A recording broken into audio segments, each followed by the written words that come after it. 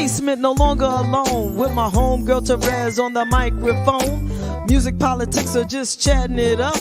Brunch in the basement, see that's what's up. You never know who might run through. Legendary artist or someone brand new. You miss a lot when you miss one day. At least that's what I heard somebody say. But it doesn't really matter what whoever says. It's always a good show with JaVonne and Terez. Yeah. Brunch in the basement with JaVonne and Terez. Yeah. Let's see who we got today or what we doing today or whatever it is, it's gonna be good. Woo!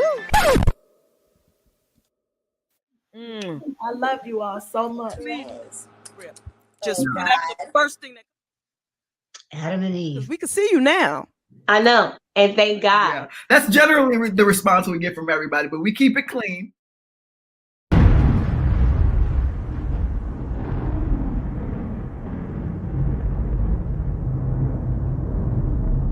Okay. Family. Love. Children. Truth. Melody. A gift. Community. Mandatory. Black women. God. Black men. God. Love. God. Visionary.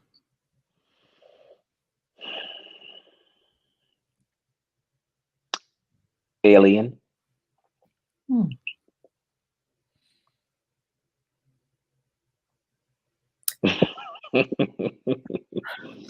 Sex.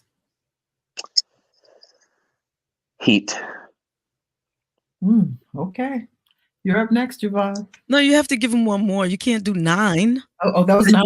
Okay. All right. You have to make it even. Okay, my 10th one.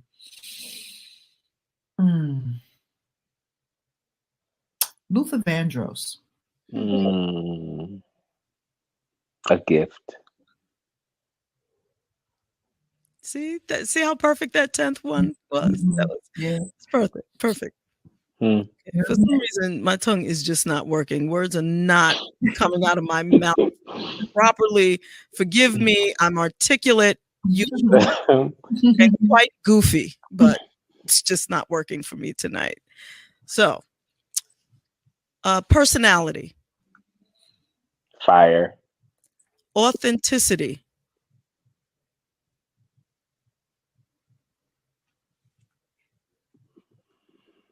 Needed. Recreation. A must. Truth. Honor. God. Black people. Shaka Khan. God. That's all I got for you. I have a request. Can you make your drop lyrical? Like, can you kind of sing it a little bit? And did you hit him with that voice though? Which one? With the silky voice. Wait a minute. But look, it's him.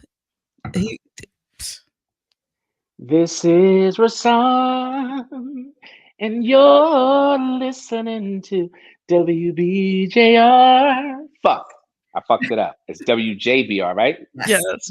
WJBR. Okay. This is Rasan, and you're listening to WJBR Internet Radio. Nice. Wow. Thank you.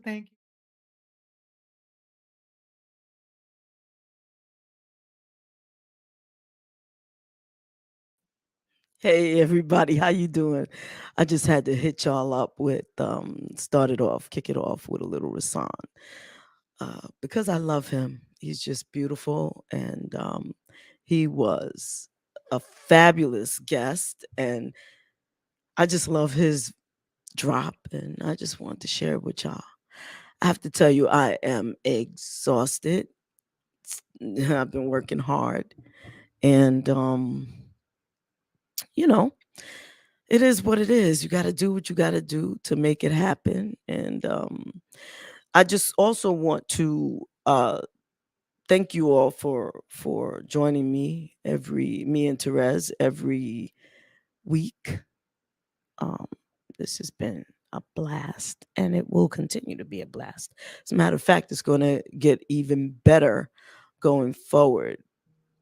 With that being said, we're going to be taking a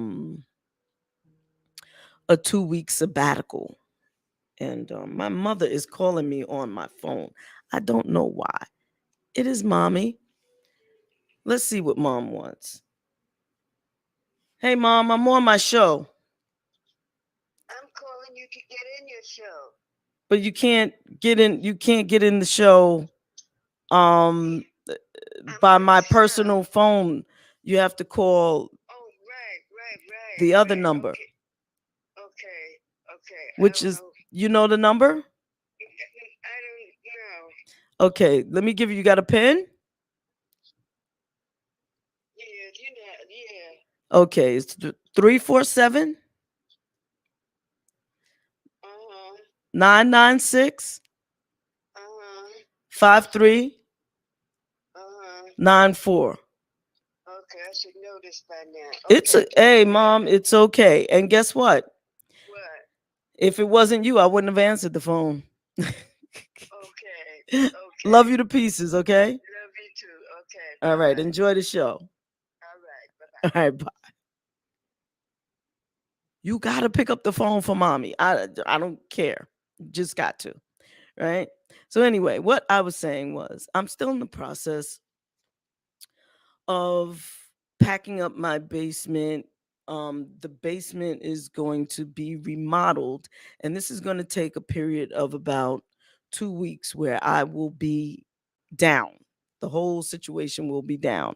And entrez-vous, Terez Poo.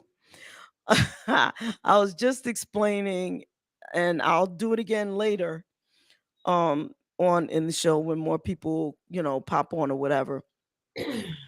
That how did you do that? I don't know. You're gonna.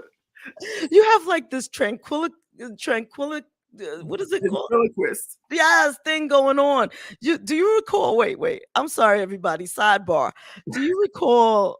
Like a couple of years ago, we were doing the podcast. Yes. And it was not visual yet. Everybody, please excuse me. Let me just say I'm very tired. So, and I'll explain all of that later because I could jump from thing to thing because whatever. Anyway, you said something and I laughed. I said, "Oh my God, you sound just like Mo when you did that. You sound like Monifa." You said. Do you want to really hear me sound like Monifa? And I was like, yeah, go ahead. And then you said, okay, I'm going to sing for you. And then I guess Monifa was in the car or whatever, wherever y'all were. And she started singing. I was like, yeah, that shit was so funny. I'm sorry. I just had to, that just sparked that memory. But God bless you. How you doing, baby? I'm good. I'm hanging in there. Let's start there, right?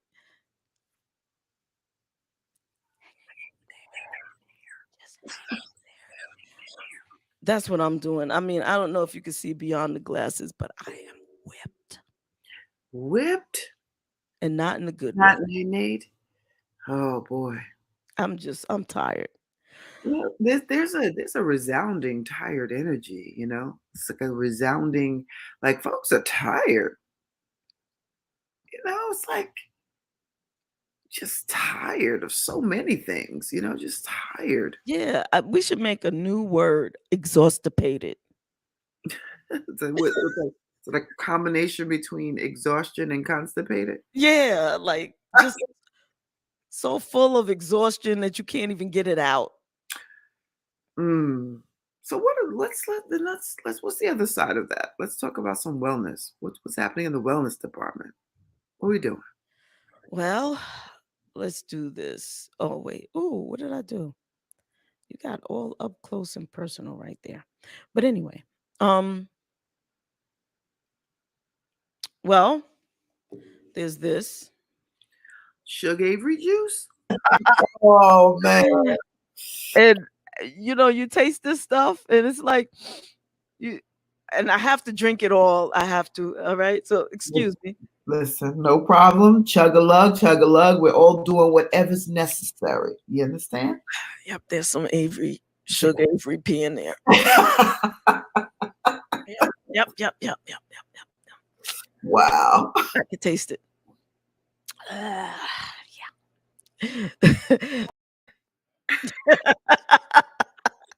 That was funny.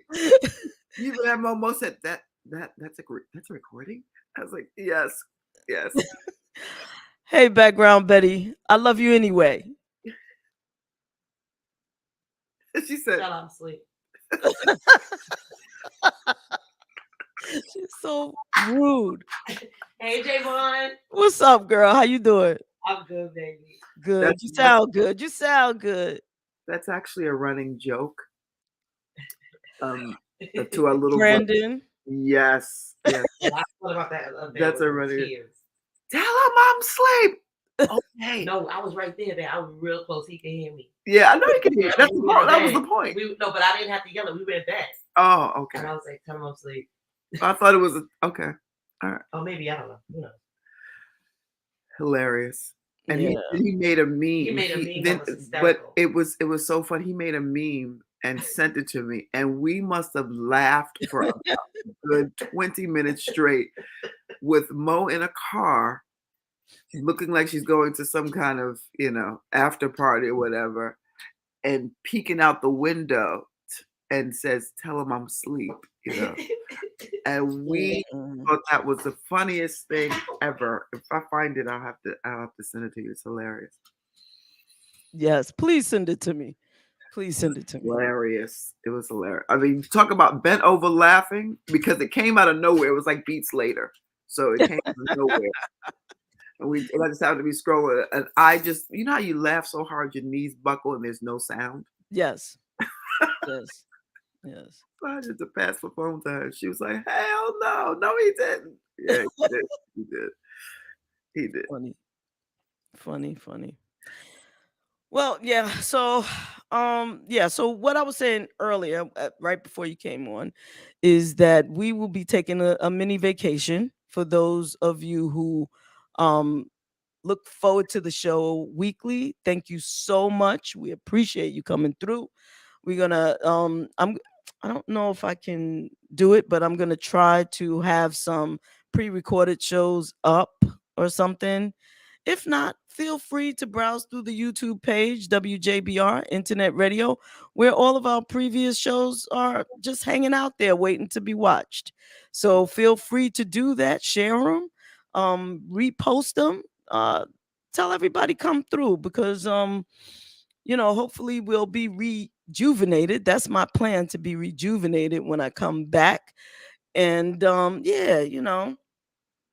I'm going to let the gray spread a little bit more. I'm starting to like her a little bit, I think. Maybe. I don't know. I'm not really sure. Hey, there goes Poppy Chulo. How you doing, Pop? He's in Atlanta this week. Hey to the fam in Atlanta. Hey everybody. Hi. And you know what's interesting? We got some interesting things to talk about. Uh-oh. Before we do. Uh-oh.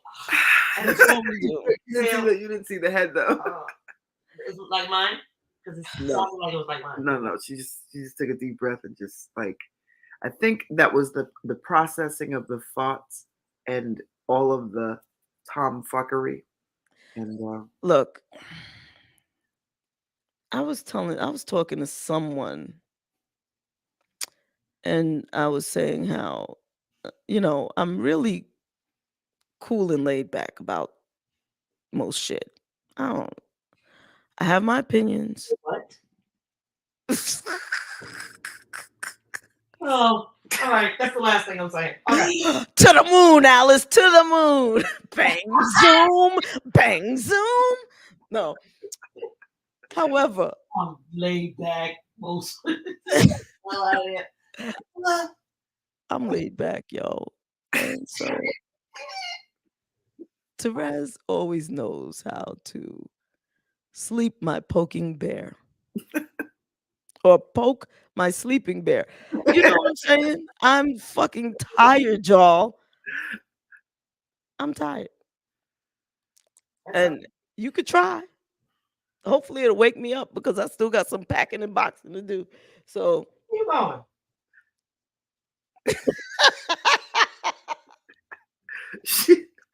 we know who watches this show. And okay, that's all I'm gonna say right there. Her basement. She's putting her basement together. Oh, Like all of you, where you going? Right? She kicked me out. That's what happened. That's what happened. what's the next question? Shit. Nah, I know that's not. Well, I mean, I don't know. What were you going? Don't even look. I'm a creep. I can't help it. All right. not that. Oh boy. No, so yeah. So what are we talking about? What is it? Because look, I can't even form. You know what? I can't even form sentences properly today. I don't know what is going on. I've been there. I got this. Wait, that's what. Oh, I know But that. wait, yes, it was so funny. I'm not so sure. It's an EP. Okay. So trying to actually, figure I out. saw the picture and I was like, "Oh my god, who's this?" You know, like, "Uh-oh." The high fashion in a male urinal. And I was like, "Oh, that's Mo." It's an EP. Because I've been finding all kinds of stuff down here too. You are single. Let me see. Single. I Yeah. think it's a single. Yeah. Yeah, I think it's. She's in the background saying single. She don't know what it is. She don't know. She ain't down here. She don't know. All right. Anyway. Oh God. I have a new addiction. And we need to nix it. Oh, nix it. Uh-oh. Yeah. What's the new addiction? Oh, and don't forget to tell folks that they can tune into the actual radio station and listen to the music broadcasting. Oh, right. Thank you. Thank you so much. I was thinking about that. There's so much background crap going on with me these days. What's the new addiction? I don't know if I want to talk about it yet.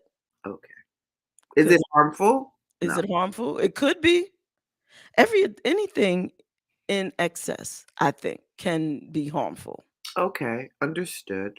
But unless you're doing it with your wife repeatedly, that could be a okay addiction. However, somebody said. I mean, depending on what that is, that thing, that's not. Anyway, I was thinking about something else. But what I'm trying to say is I'm tired. Let me drink the sugar Avery P. Go ahead, Terez. What are the topics of the day? Tell us your addiction, JaVonne, and I'll tell you. Tomfuckery. Tomfuckery. That's Pop. Pop said, "Tell me yours. I'll tell you mine." I'm scared of his. Whatever it could be. Whatever. After dark. I think his has to do with peanut butter, though. I don't know why. Peanut butter jelly time. Okay. I'm trying to process and wrap my head around this Brittany Griner stuff. I'm also trying to process and wrap my head around why Biden is so late to respond. And then his response to me was lackluster. It was very, as a matter of fact, and I just don't get it. I also understand before we get a slew of people talking about or reviewing this and talking about, you know, um, oh, well, you can't go to other countries and do yada yada yada. I'm crystal clear on the penalties of traveling into other people's territory and trying to regulate the old United States way. That's oftentimes separate from this an issue when you're traveling abroad. And there's a saying that goes along with that of like, Americans come over here and think they can do this or think they can do that, particularly in other countries. But I'm trying to figure out how residue, and it's still not clear what was actually found. The substance and or what is it? Residue? I don't even know. And I don't know anybody who does know. I know people say they found a such and such. Did it? See, I've done heard everything from CBD to hashish to marijuana. Okay, but I've heard many things. What the hell was found? Okay, and then 9 years of your life. 9 years of your life. First of all, my opinion is that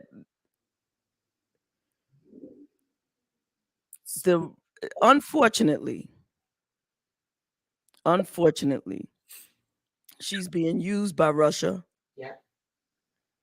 to make political statements, to see what they could get from the United States to cause to further disrupt relations between peoples in the United States.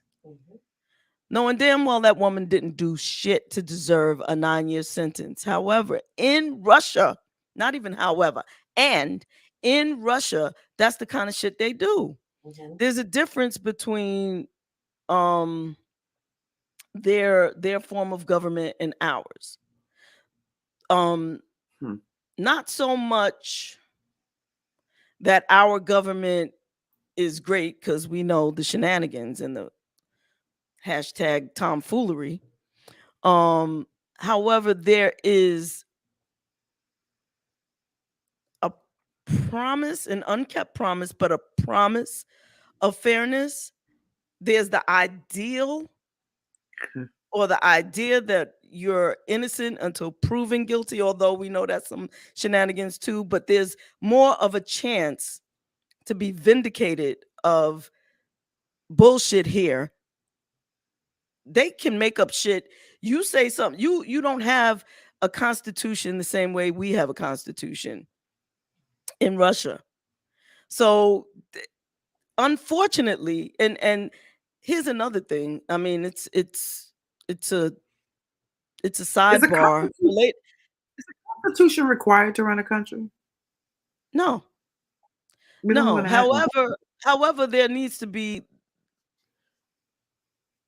There are rules, and you could call it what you want. They have their set of rules in their written document. I don't know what they call it in Russia. In America, they call it the Constitution. Everybody's quote unquote Constitution, we'll call it their Constitution, but it's different than what ours says about freedom of speech. They don't have freedom of speech, a right to liberty and justice in the American way and all that bullshit. They don't have that there. So I mean, allegedly, because I've never been to Russia, quite frankly. I've not read their book of laws. All I know is what the American educational system has taught me and what I see on TV. And we all know the American education system is a bunch of tomfoolery. However, what I see being played out with Ms. Griner, further, it falls in line with the bullshit that I've been taught about Russian law. So,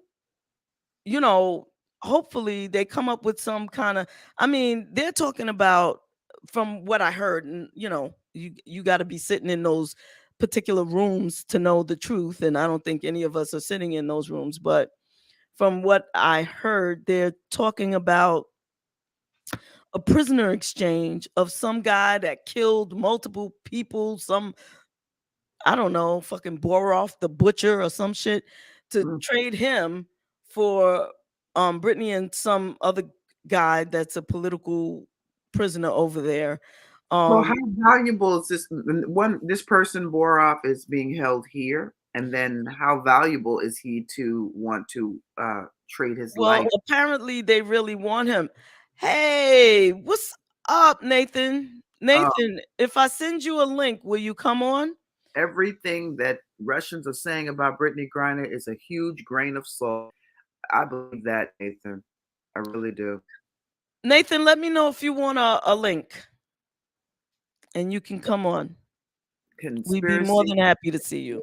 on this Brittany Griner case. Absolutely.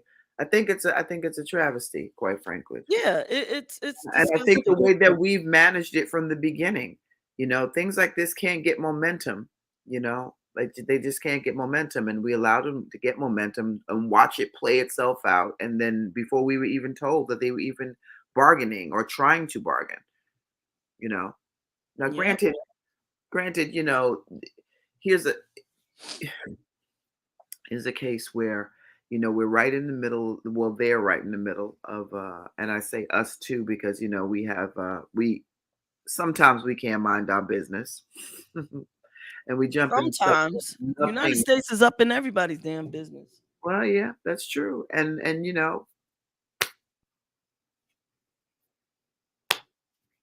we lose our bargaining chip. We lose it. And there are some that say because she's a black woman, things were not taken seriously, and being held. There are others that say, oh well, she had no business going over there with yada yada, and that is besides the point, And then the other nuances are that Brittany plays, and this is the biggest one for me, and something to think about. United States. And don't get me wrong, we have the capacity to be the greatest place on earth. But with our bullshit and shenanigans, we are nowhere near it. And stop pulling us into a false narrative about what this country really is. But the reality is this young lady was going over to Russia for many years playing basketball because, quite frankly, they paid her more than they pay here for women. So for those who are asking, well, why does she go back and forth? Because the Russian team that she played for pays her more than she earns here. And we're not going to even get into the disparity of pay again in this country for women in sports and women across the board, right?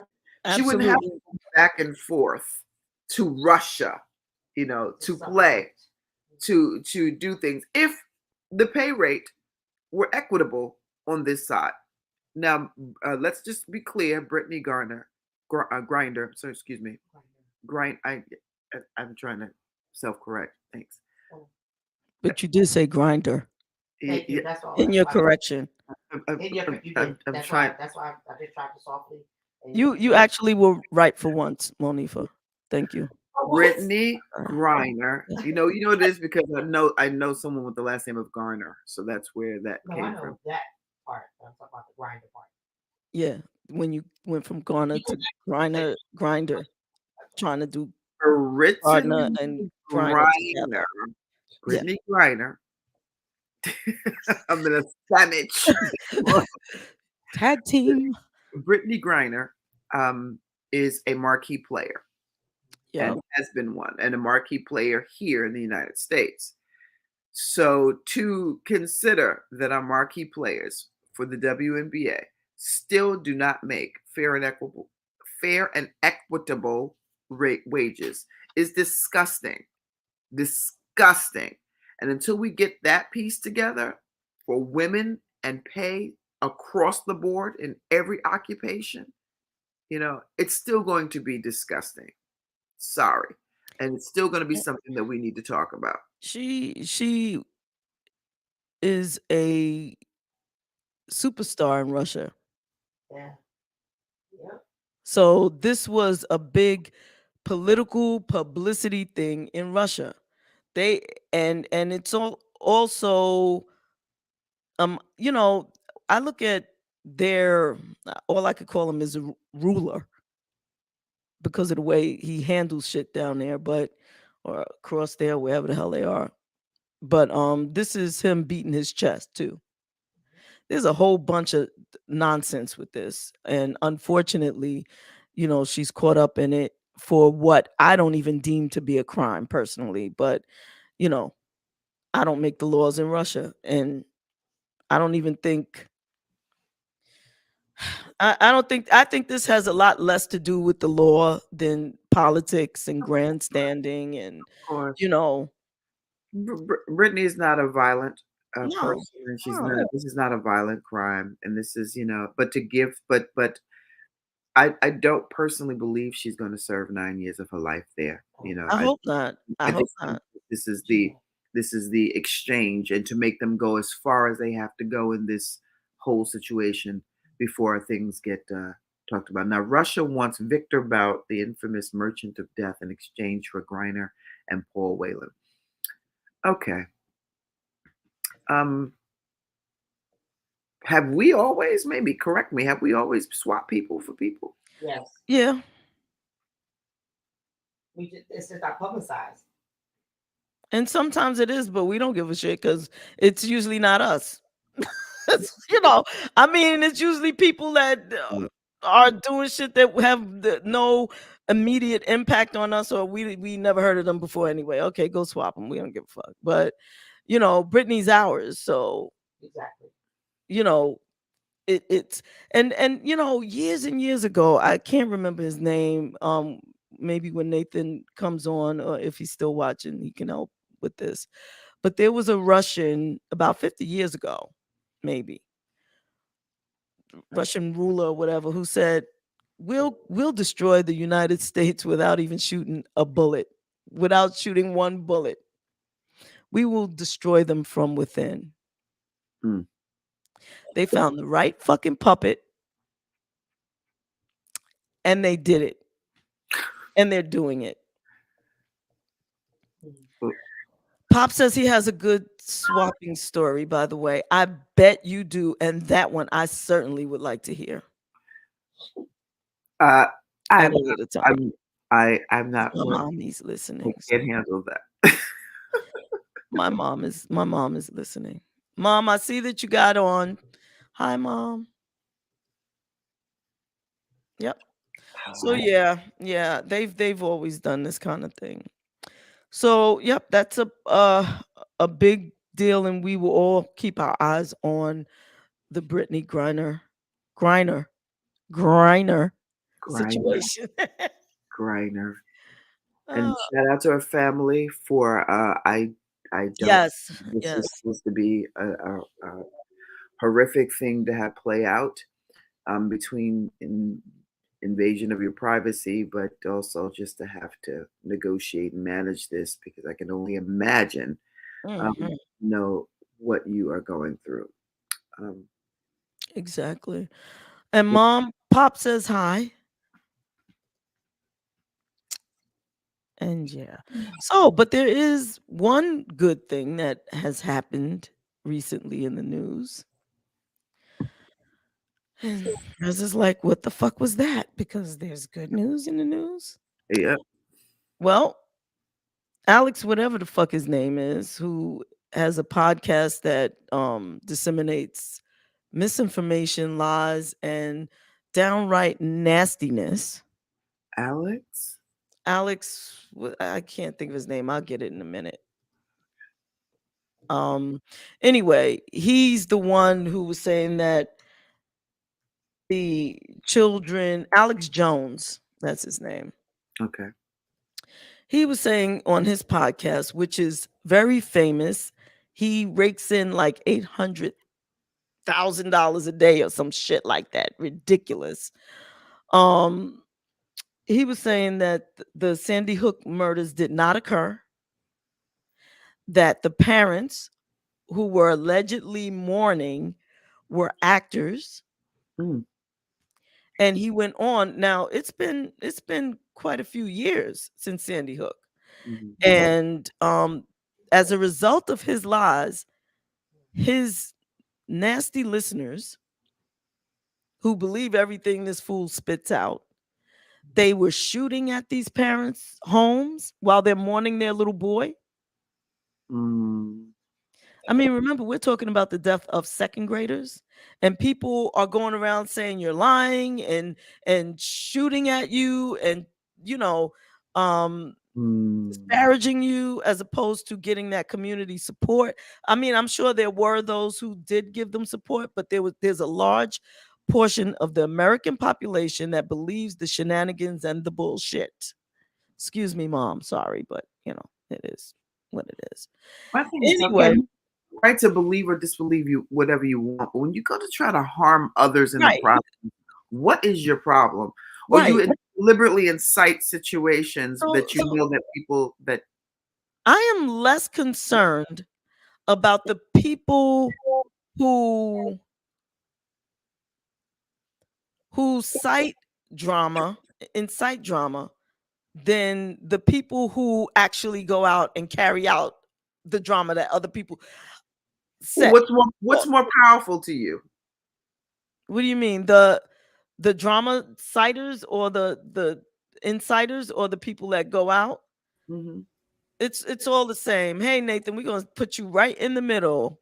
Nathan James, everyone. Right now we're talking about Alex Jones. And so, Terez, let me just finish up by saying that he has to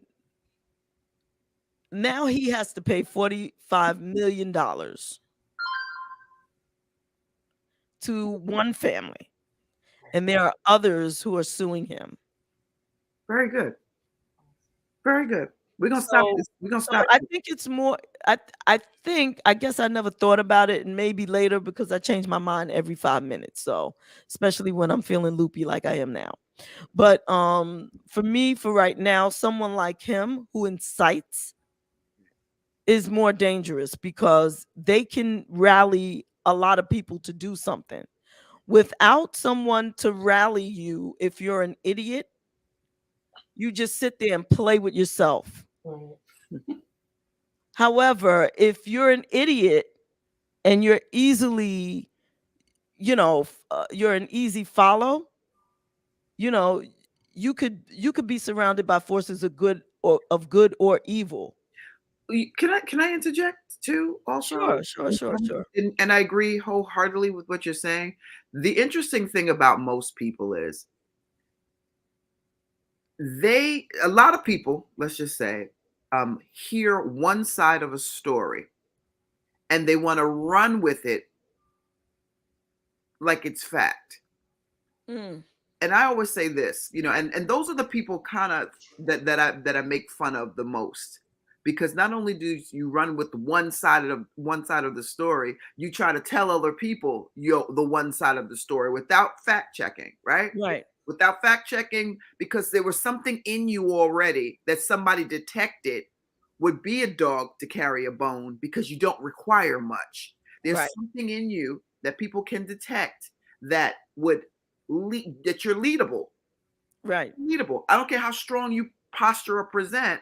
There's something in you that people have determined that you can run with stuff, and 90% of the people that do it, they share it with a friend like it's fact, and they don't know what the fuck they're talking about. Exactly. They're still miserable in their skin, and still, because they wanted to either have something, or maybe they didn't like the person or the thing anyway, because they had a feeling about it, But feelings and misery and poor mental health, are not good bedfellows. I have spent the better part of the last 6 years now fact checking people. I am so fucking tired. Let me tell you something. I refuse to do it anymore. Whatever you need to believe to make your life's work, go right ahead. Exactly. Go And I'll never forget, Trump said, and yeah, I used his shitty name. He said, "Don't believe what you see. Don't believe what you looking at. Believe what I'm telling you." He said that on national television, and people were like, okay. Well, there's a lot of people like that. I mean, I'll believe what you say. Forget what I see. you don't question. It's like you sit and you listen to one miserable ass person, Trump or anybody else. Doesn't have to be Trump. I mean, this could be whittled down to hood games. You listen to one side of a story, and it's age old. It's the same stuff as misery loves company. Real talk. Yep. Sounds like Monifa just fell off the counter. You want to pick her up for me? First of all, Hey Nathan, how you doing, baby? Welcome to the show. Nathan. Good morning. Good morning, Terez. Good morning, JaVonne. How are you? It's always a pleasure to be here on a Saturday morning with you lovely, informative, and fascinating ladies. Thank you. Yes. she's laughing. She's falling out over here. He's not digging for words. He didn't know what to She's like, he doesn't know what to call y'all. With you two. you that was funny. Oh my God. Thank you, Nathan. Miss a show, miss a lot. Nathan, make it make sense, please. All right. So far, Nathan, we've touched upon Alex Jones and Brittany Griner. But we also haven't yet, but Pop has put it in the chat about the 4 police officers charged in Breonna Taylor's death. It looks like the DOJ has been doing something. Boy. Oh. Well, what the Department of Justice is doing is, first of all, they're saying that they used inappropriate force under color of law, but more importantly, they're saying that 2 of the 4 police officers charged, one of whom is currently on the force, falsified information in the original application for the search warrant to go and hit Breonna Taylor's boyfriend's house. Now, setting aside for the moment that they hit the wrong house, that the actual suspect they wanted was on the other side of town when this happened. Yeah, boy. Okay, we'll put that to the side for one moment. The fact that they, first of all, willingly lied about what they were saying on the original search warrant application and got a friendly judge to sign off on this. Then they went to this house and they fired blindly without knowing who was their backstop, without knowing what was going on. And it didn't seem to make much of a difference to them that they struck an innocent woman and killed her in her own home. I mean, this is not the first time we've been to this rodeo. If you remember that Botham Jean was killed in his own living room by a Dallas police officer named Amber Geiger, and she claimed that she mistook his apartment for her own.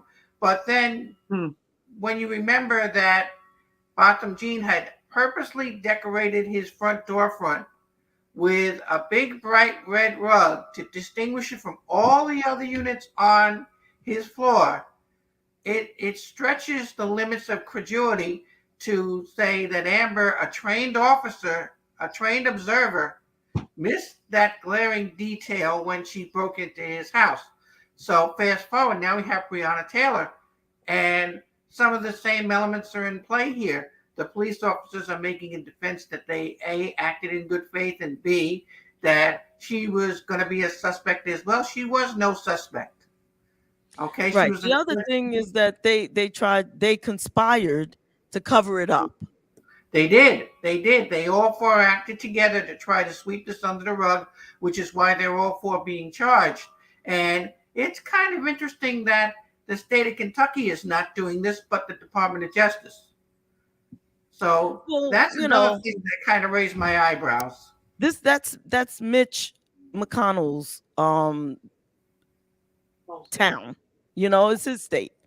So it doesn't surprise me at all that there's no investigation coming from Kentucky. Whatever. Well, you're right. We always have to have a jaundiced eye when these things happen, especially in the South. And you're right. This is Mitch McConnell's state, and this is a state in which a conservative governor is in power. So they may not be as interested in the rights of a victim like Breonna Taylor. And by the way, I just want to point out for the record that the boyfriend himself said she had nothing to do with what was going on, period. And he was acquitted because these officers did not announce themselves. They burst into the house. He fired in self-defense thinking the house was being burglarized. And But he had a legally owned firearm. Right. You notice He the shot NRA one shot and they shot 22. and the silence from the NRA on that is deafening. Okay. What happened to their whole castle doctrine thing, defending your house with a gun? They haven't said a word about this. They didn't. Doesn't apply to black people. They didn't defend Philando Castile, who did everything the NRA teaches their gun owners to do when they are pulled over by the police and still got shot anyway. Total silence from Wayne LaPierre or the NRA on that. Do you recall when the police officer was questioned and they said, well, he said that he had a gun on him. Why did you shoot him? And the police officer said, I don't know. I don't know. You know, those words should be etched in stone on top of the courthouse. And the thing is, we see this over and over again, that there's a double standard. There's one set of rules for one type of gun owner. There's another set of rules for another type of gun owner. Just call it what it is. Black. Period. And keep in You mind, do not see white people getting shot by police like this. We do No, not. we don't. And the initial, I would say, penalties came due to a shot being fired through a wall in a white tenant's house, and nobody was injured. And they paid those people because a bullet went through their wall. Forget that a bullet went through Breonna Taylor, an EMS, an EMT. And keep in mind, you know what Breonna Taylor was doing when she got shot? She was sleeping while black. That's what she was doing. It astonishes me. It astonishes me. And there's a double standard we see over and over and over again. Compare and contrast, for example, Jalen Walker getting shot 46 times. And he did not have a weapon on him when they attempted to apprehend him. Compare and contrast that with Robert Crimo, the Highland Park July 4th shooter, who was apprehended by the police after a car chase. He had 2 semi-automatic rifles in his car when he was finally stopped. And there's video of them very calmly walking up to him, patting him down, putting him in handcuffs. There's no word yet on whether they took him to Burger King on the way to the precinct house, but like Dylan Roof, huh? Exactly. You know, there is without question a double standard that we haven't addressed yet. Yeah. We're not even getting close to addressing it because it all links to the same subject matter. You know, it's like sometimes I believe that it's blatant and deliberately done so to be incitable, to be disrespectful, because there's no way in the world. Why do you think they would hang publicly, enslave people publicly? All of this is still public lynching. Exactly. Yes. It's to keep black people in check. Yes. It's to keep black people fearful. Yep. That's what this is, to let us know that, you know, as much as this country is allegedly for the free, we are not yet there. And they still have their feet on our necks. And there's only but so much we could do. Well, I'm not going to say that. Yeah, right. No, that's their message. That's their message. Whether or not we receive it that way, whether or not, because every black person is not going to perceive it that way, nor live that what they're projecting. Right. Not everybody is going to remain in fear or stay in fear or be fearful of them ever, but just because they want us to be. But that is the purpose. The power is in your vote. Thank you for saying that, Terez. You're welcome. Thank you for saying that. I And feel the like revolution that will be televised this I particular. feel like I could take a nap now. Thank you so much. Y'all too, Carrie. You know, they used to say the revolution will not be televised. It is this time. Today it's going to be on Facebook Live. Yes, it is. I wish Gil Scott Heron was still here. Mm. I miss him. I wish he was still here to write us a new one. Mm. Like what, Gil? What? Say it, speak it, sing Mhm. it, do it. Because there's a lot of people, that anyway. We need those voices. We do the best we can, but some of those voices carry more power, I think, than just because I got this silky smooth thing going on don't mean that people are really listening. We do. We need not only more outspoken voices, we need more voices in high places. And that's something I hope that the midterm elections will help to carry out, because things are changing. We see on the news, for example, one thing I did want to mention was the primary vote in Kansas on Tuesday. Yes, Nathan. Yes, more good news. More good news. Because that sends a clear and unmistakable message that the expressed will of the people is not what Trump and the Republican Party have been concocting for the past 4, 6, 8, 10 years on abortion. The Supreme Court overturned Roe v. Wade. Now it's abundantly clear that this is not something that the people approve of. And what's interesting is that in Kansas, on this particular referendum question, the Republicans tried every trick in the book. They purposely made the language of the referendum misleading.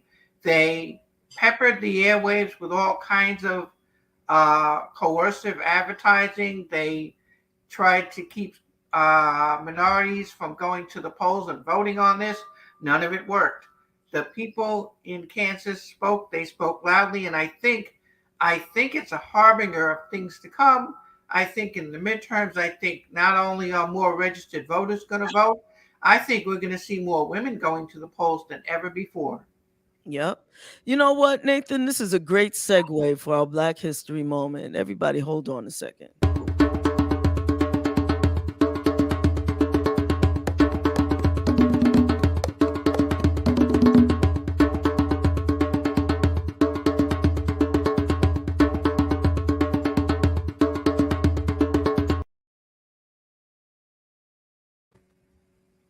Okay.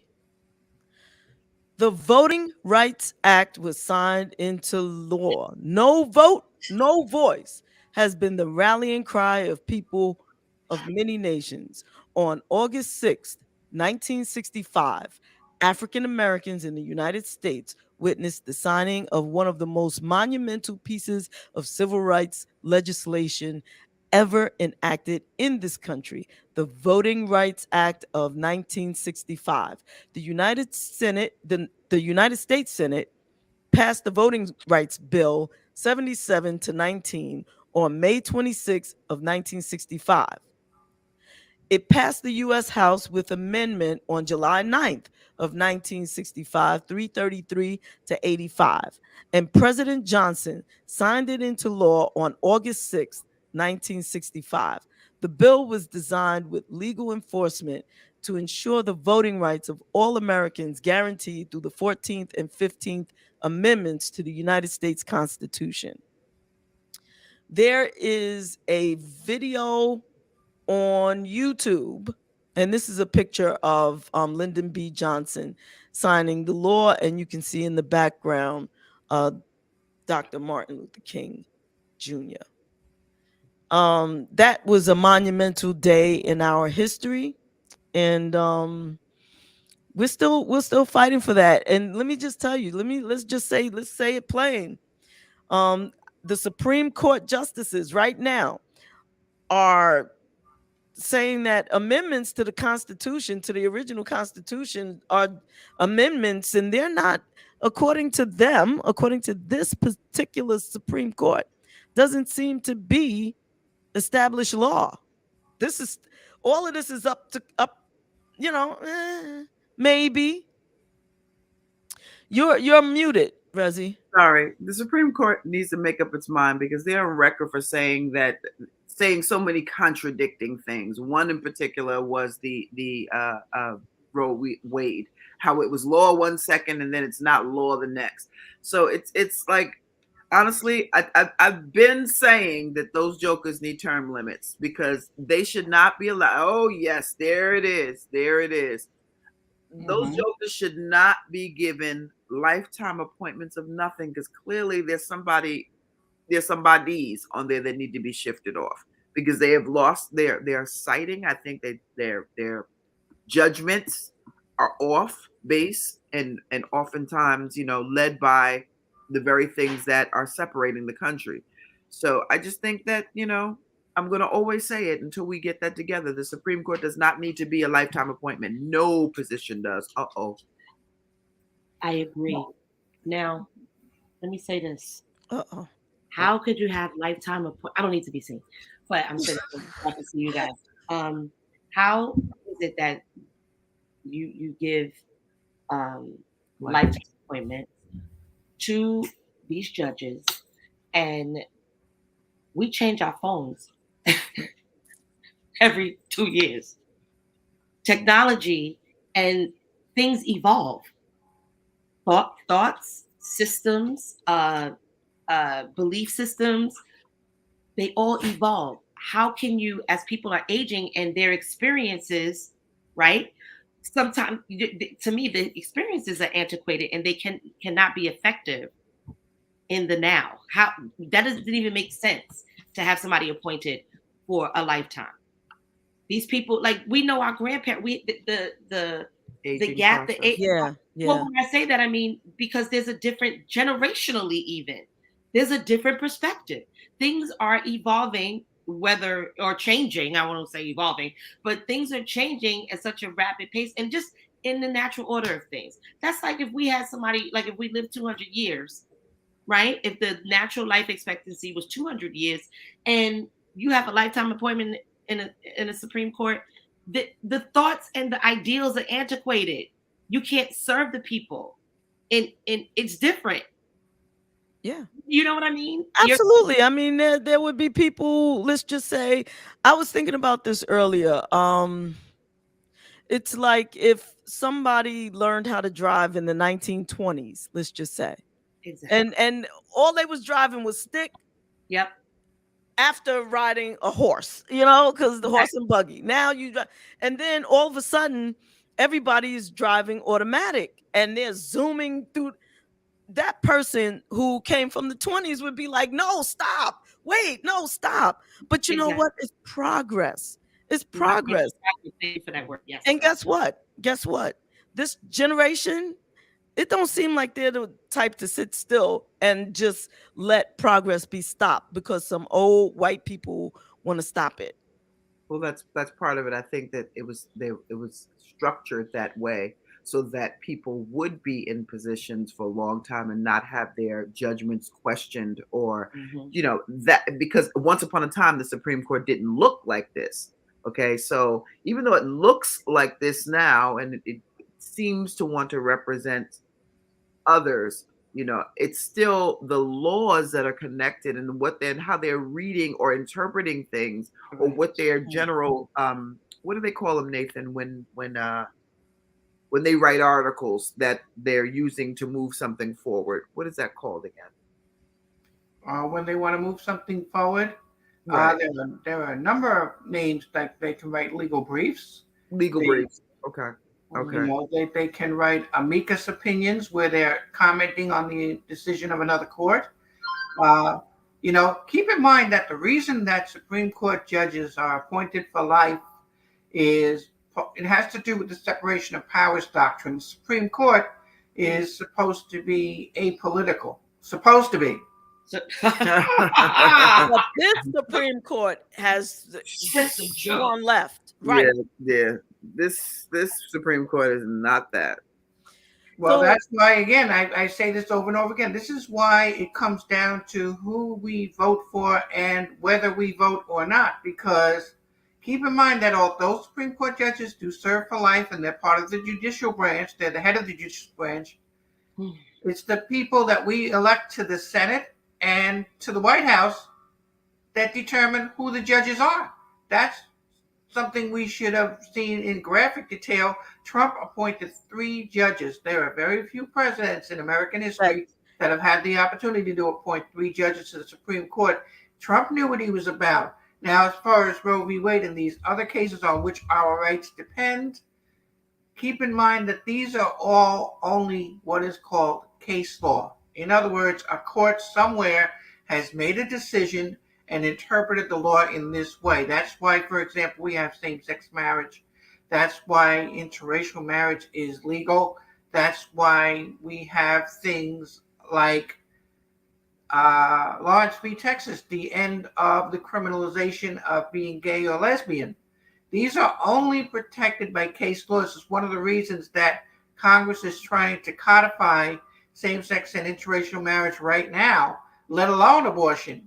Because until these things are in black and white law, any Supreme Court in the present or in the future can overturn them, which is what could happen.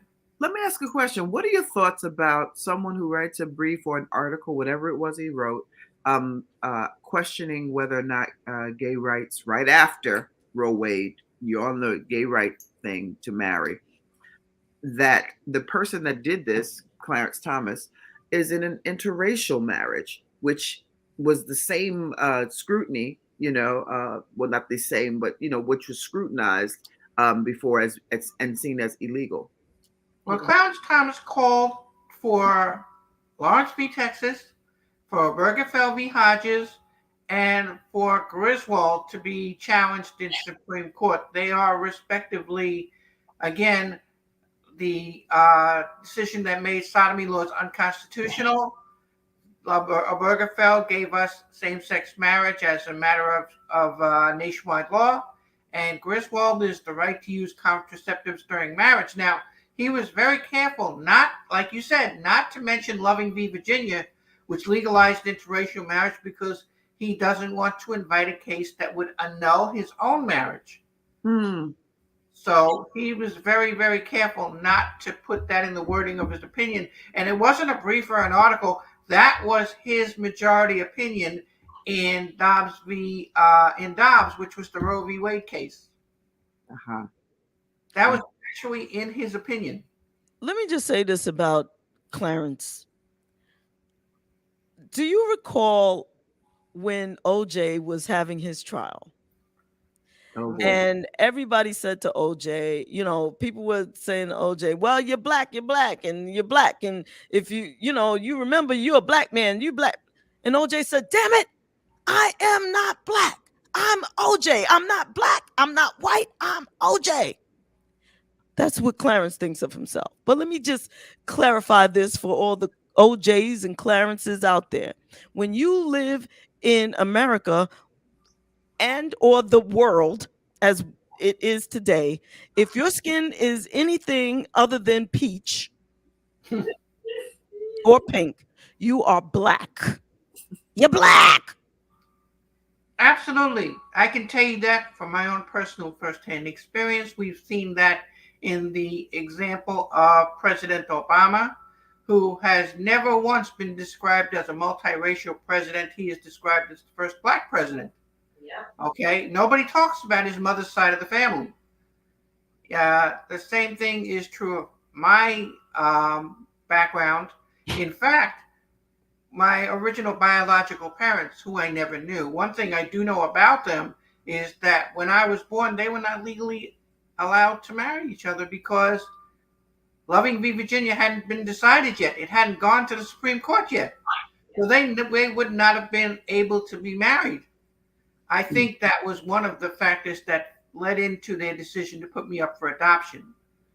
And in my experience, and I'll be very frank about this, even though I'm half white myself, a white person, when they look at me, does not see himself.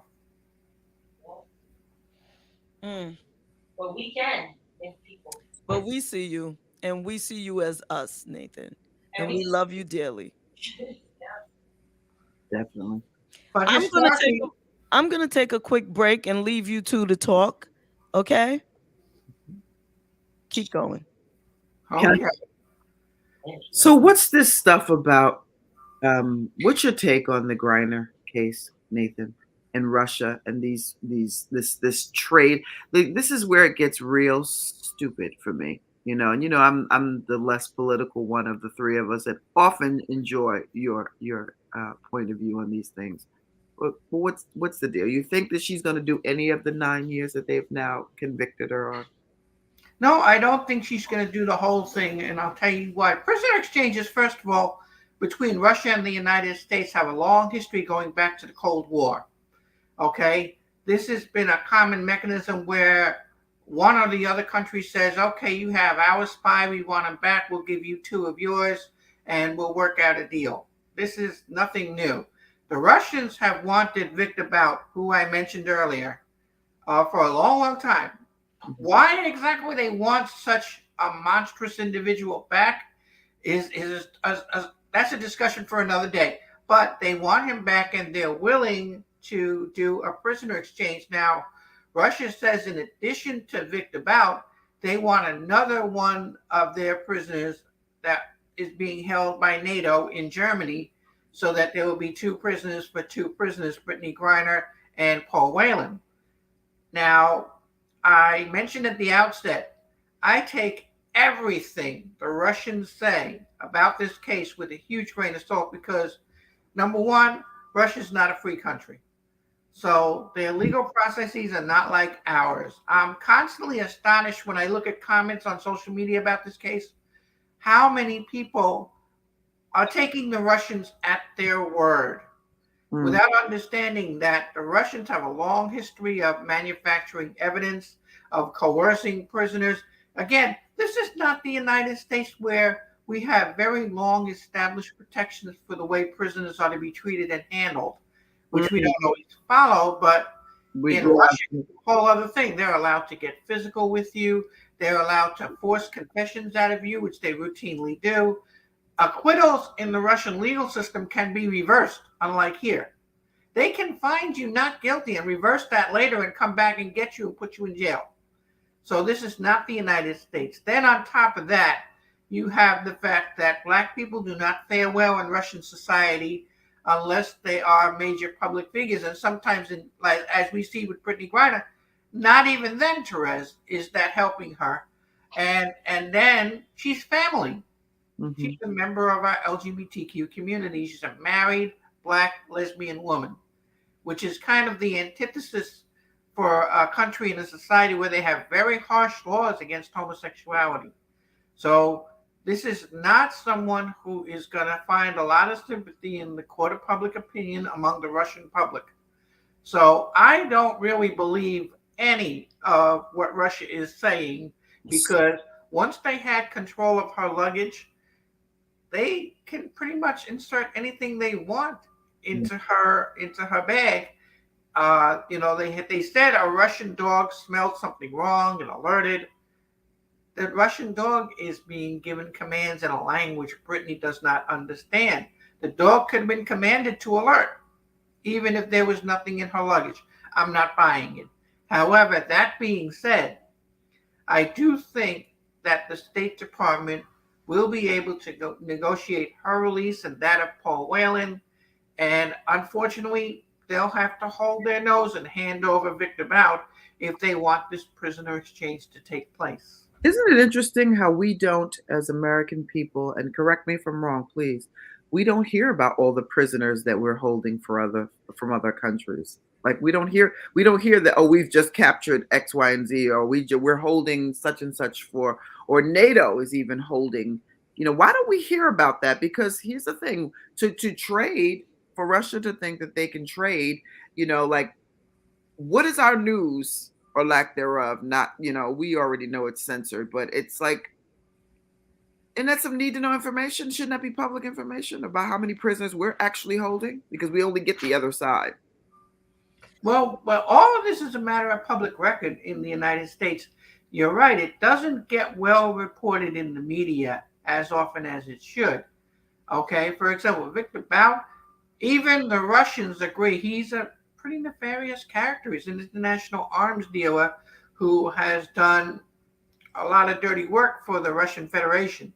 And I'm pretty sure the reason they want him back so badly is because he's managed to maintain his silence these past several years we've been holding him. They don't want him to have a change of heart and start talking. So they have a motive for getting him back behind the Iron Curtain. That being said, the United States isn't, as much as we have higher legal standards and we're a nation of laws and we're a free country, we're also the country with the most prisoners of any country in the world. Mhm. And that's significant because we only make up 5% of the world's population. Hello. However, we have 25% of the world's prisoners, and there's something to be said about that. And there's something to be said about the continuation of that particular sentence. The most folks of color locked up behind bars. So yeah, you're absolutely right. We have the highest population of imprisoned people, and most of them are of color, and that is the disgusting part of it too. You know, the every time you say the word free country, Nathan, I just want to say for whom. You know, I think that we do a great job of dictating and having our noses in other people's business and judging their systems, you know, that we find atrocious, of course, but ours are no better. So it's almost like the pot calling the kettle black, you know. I think that Only because we don't live up to we have people employed in the policing business, in the government business, who don't mean any good, who don't actually follow the rule of law and twist it for their own sadistic purposes. And so racism and race plays the largest part in the disparities in this country, and the cruelty and the wickedness, and the, you know, until it people, you could take a great law like freedom of speech. How could that not be a great law? How many countries, I don't know, have that as a part of their constitution, let's say, or whatever their written document of laws are? The pursuit of happiness, you know, be their written document. However, the way it is not carried out is by these human beings who choose to uphold the law, but they don't uphold the law. They twist the law, and they break the law within their role to uphold it. So it's less about what the rules are, it's more about who is executing the rules. And I also just wanted to say that we do get notification in the news when these people are arrested. These people from other countries. It's just that we don't care. As Americans, we're so damn self-centered that somebody being arrested, like, what about how many people care about the woman, the Russian woman, who was sleeping with all of these American guys, and she was a spy, and then she ended up back in Russia. We arrested her here. She got extradited or whatever. She went back to Russia, and they welcomed her with flowers and this and that. However, she got back there. I think Trump allowed her to go back. Whatever the hell happened. Mm-hmm. Okay, but hold on. But who knows her name? Okay, but a Russian woman gets arrested here for sleeping with. No, she didn't get arrested for sleeping with these men. Her name was Marina Butina. Thank you. Yes. And she was arrested here for espionage. Thank you. That's why the Justice Department was holding her. Trump issued a summary pardon, sent her back to Russia, kicked her out of the country. Right. Now, this is the thing. Right here on the screen, you can see 3 levels of understanding what's going on with this one woman who really was nefarious. And she really was doing some really shady shit. I saw it all on the news and stuff, right? So you're like, what? Who? Right? There are people like, who? What are you talking about? And what did she do? Right? Then there's me that I know I know that she was some kind of spy and she was fucking with all these guys, and that's how she was getting information from these rich, well-connected white men. And that she ended up back in Russia and she was like a hero for them. And then you have Nathan who knows all the deets. So it's not that that this stuff is not covered in the news. It's that. Well, what information did she get that they would celebrate? Like, what was she after? What did she get? There's like so much more to. All right, but before we get into that detail of what her thing is, I only brought her up to say that no, it is covered in the news. It's a couple of things. Like, what news do we watch? And what are they covering, and how are they covering it? And then how important is the story to us so that we'll remember, because it's about what we retain, because every bit of information that you receive, you're not going to retain. Some of it is important, some of it's not. The brain only has the capacity to hold certain stuff. Like, clearly I was watching and in the moment I retained it, but there's so much other crazy stuff going on in my brain. Nathan has a better brain than I have, and he's very attuned with what's going on politically, as he's also an elected official, so it makes more sense. But then if it comes on the nightly news, which it did, that this woman was arrested for Russian and then she went back to Russia and Trump gave her a pardon and blah blah blah, if it's important to you in the moment, it's important. And I'm and for the record, I just want to say I'm the least likely political person. And when I think about things, they have to have some kind of logic. But I also and none of it makes any sense. And when I hear things like, okay, so this woman came over. Now, if this woman came over from and this is just me, like, don't count for much. But if this woman, who was a known spy, that we're supposed to be able to see, as Whoopi Goldberg says, a gnat pissing on a cotton ball, right? From all this technology and all these things and all this what do they call it? They call it all this information that we have. This woman was coming over here. She came. Now, I don't think she just got dropped off, like, again, she has to use a passport. They're aware of who she is when she gets on the plane, as all of us are. To keep it simple, she was working with Trump. Okay, but she was working for Trump. Okay, but even working with and for Trump, like, to find out things like we didn't sanction. It's almost like saying, I don't want to go into my 9/11 theories, but it's like saying that, when we turned around and found out that we were training some of the people who actually attacked us, like, we need to really. Some of this stuff, the smoke and mirror stuff, is real interesting to me. Like, we didn't know a whole Russian spy came over here and was sitting with various men. Who are the men? But first of all, Terez, it's real simple to me, and maybe I am a conspiracy theory person. Maybe I am. I don't know. I don't care. Label me what you will.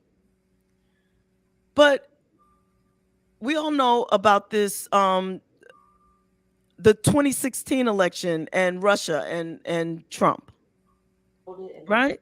2016, Russia, Trump. Here's this woman. She's helping, and of course he's in bed with Russia. So he, for whatever reason, he thought that he was going to rule the United States like Putin rules Russia. They were going to get together and rule the world. That's why he wanted out of NATO. He wanted out of this. He wanted out of everything with our quote unquote allies. I think his intention was to try to rule the world. Yeah, he let a Russian spy in. I don't think it's that complicated. To- And then, and To circle around whom? who were these guys, Nathan? Unmute yourself. Well, I don't think we're really gonna ever know the true extent of how deeply the Russians penetrated the Trump White House. That's one thing. But they were all up in it. Now, as for Marina Butina, she was like the Mata Hari of the whole Russiagate affair. She was someone who was sent over here, according to the Justice Department, and what her role was to facilitate how the Russian Federation could help Trump get elected in 2016. Everybody seems to forget that during the Democratic National Convention, one of the things that happened in 2016 was that Trump went on television as part of one of his campaign appearances, and he said, "Hey, Russia, if you're listening, I want you to find Hillary's emails." And the very next day, and I remember this because I was at the Democratic National Convention covering it, the very next day when I went to the press tent and I turned on my computer, connected to the Wi-Fi, not 20 minutes later, the entire server went out. And they said that it had been a denial of service attack, that somebody had tried to hack into the Democratic National Convention. I'll give you 3 guesses who that was. And this is what Ms. Butina was allegedly sent to the United States to help facilitate. In other words, she was sent to do nefarious activities that would be beneficial to Trump. Eventually, the Justice Department said, no, this violates the Espionage Act. You know, if you don't want to have a very messy, very ugly, very public prosecution, you better find a way to get this woman out of our custody and out of the country. And that's what Trump did. So this is the thing. Under his administration, there were so many crazy things that he was doing. I mean, remember, Nathan, every day, it was every day something, and that was one of them. And at that time, during that time, that the time that this was rolling through, I was watching, I was stuck, I was glued to every news station and trying to figure out what was the truth. Not only what the commentators were saying, but what you were actually seeing. Some of the stuff was blatant in your face. And there are people, I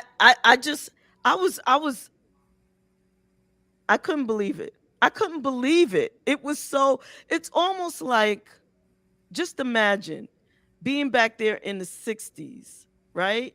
In 63, and hearing the people who were actually conspiring to kill Kennedy. And then he gets shot. And then people are talking about, it was one guy in a library suppository, and he just did it because he was crazy. But Well, you see it all in the news as the people are saying, yeah, well, I think we could get him in Texas. Yeah, there's a nice corner right there. Yeah, well, let's get this guy to do it. He's a dope. Let's, yeah, okay, let's do it. And then you're watching it all unfold. And that's what I feel like I experienced from 2016 on, and like, somebody do something. But they had all this stuff. Now we're looking at the hearings now, right? And we're seeing how much stuff and how many meetings they taped in advance and all of this stuff going on. The stuff that we're not normally privy to unless we have to have a hearings. So you mean to tell me, with all this information you had in advance, with all these conversations that went on, you still allow shit to happen?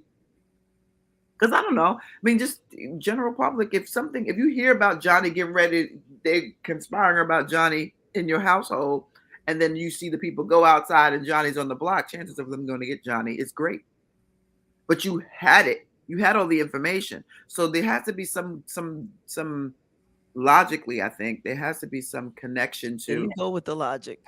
Well, maybe it's illogical. Maybe it is. Maybe you're right. Maybe I'm just like, it's just hard to process. And it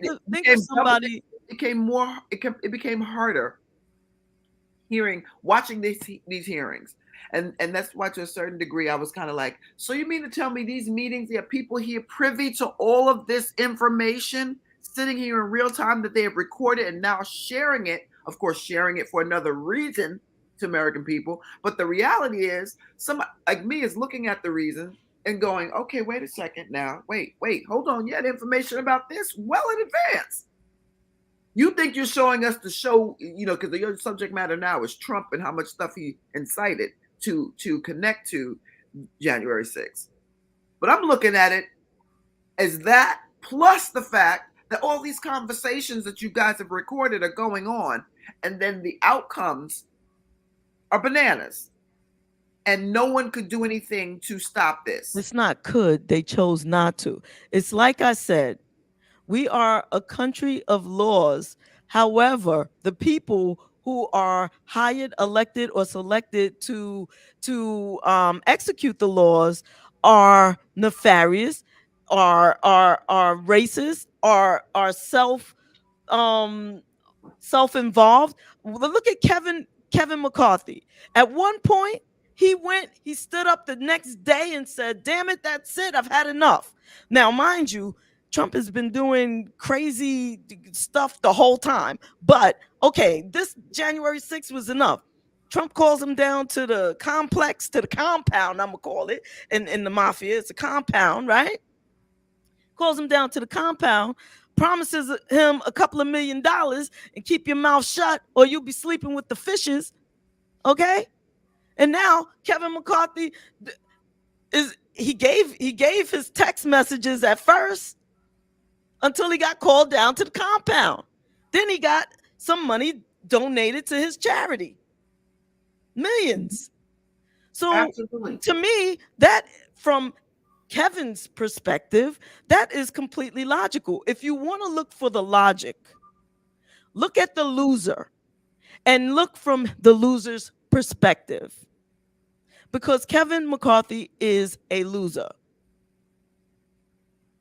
Yeah, absolutely. The thing that's even more disturbing to me that has kind of been like a postscript to the first round of hearings is what we've learned since that final hearing a few weeks ago, in terms of we find out that not just the Secret Service deleted all their text messages from January 5th and 6th, but we find out Homeland Security and the Defense Department did that. So we're talking about potentially thousands of text messages involving thousands of people in the executive branch, and only Trump would have had the power to order that such a thing be done. There are no White House records at all from January 6th, the afternoon of January 6th, when the insurrection was taking place. So we don't know what was going on behind the scenes when our then president, was sitting in the White House dining room, gleefully watching it unfold and throwing out tweets designed to stir the crowd up even more. We don't know what was going on in his administration in the most critical hour our democracy has faced since the Civil War. And nobody seems to find this significant. That just blows my mind. Yeah. Michael Flynn's brother is one of those high-ranking admirals in the service.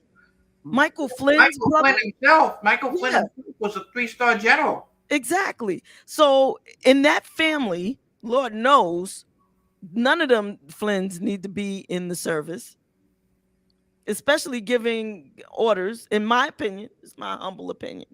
But, when you look at it, it makes perfect sense that none of this has been prosecuted to this point, that these people are getting away with it, because when you have so many people in these positions who are ignoring the rule of law, who are going contrary to the Constitution, who are all in one step, though they all have the same purpose: to make Trump the king, and from there make themselves rich or keep themselves in what they perceive to be their power. Whatever it is, they're all in one. I don't know what their end game is, but they all have the same. They're all in line step in each of those departments that keep law and order in this country. All the heads need to be chopped off. I don't mean that literally, but figuratively. And yes, thank you, Pop. The views, I knew that was coming. The views, information, or opinions expressed during Brunch in the Basement series are solely those of the individuals involved and do not necessarily represent those of WJBR Internet Radio.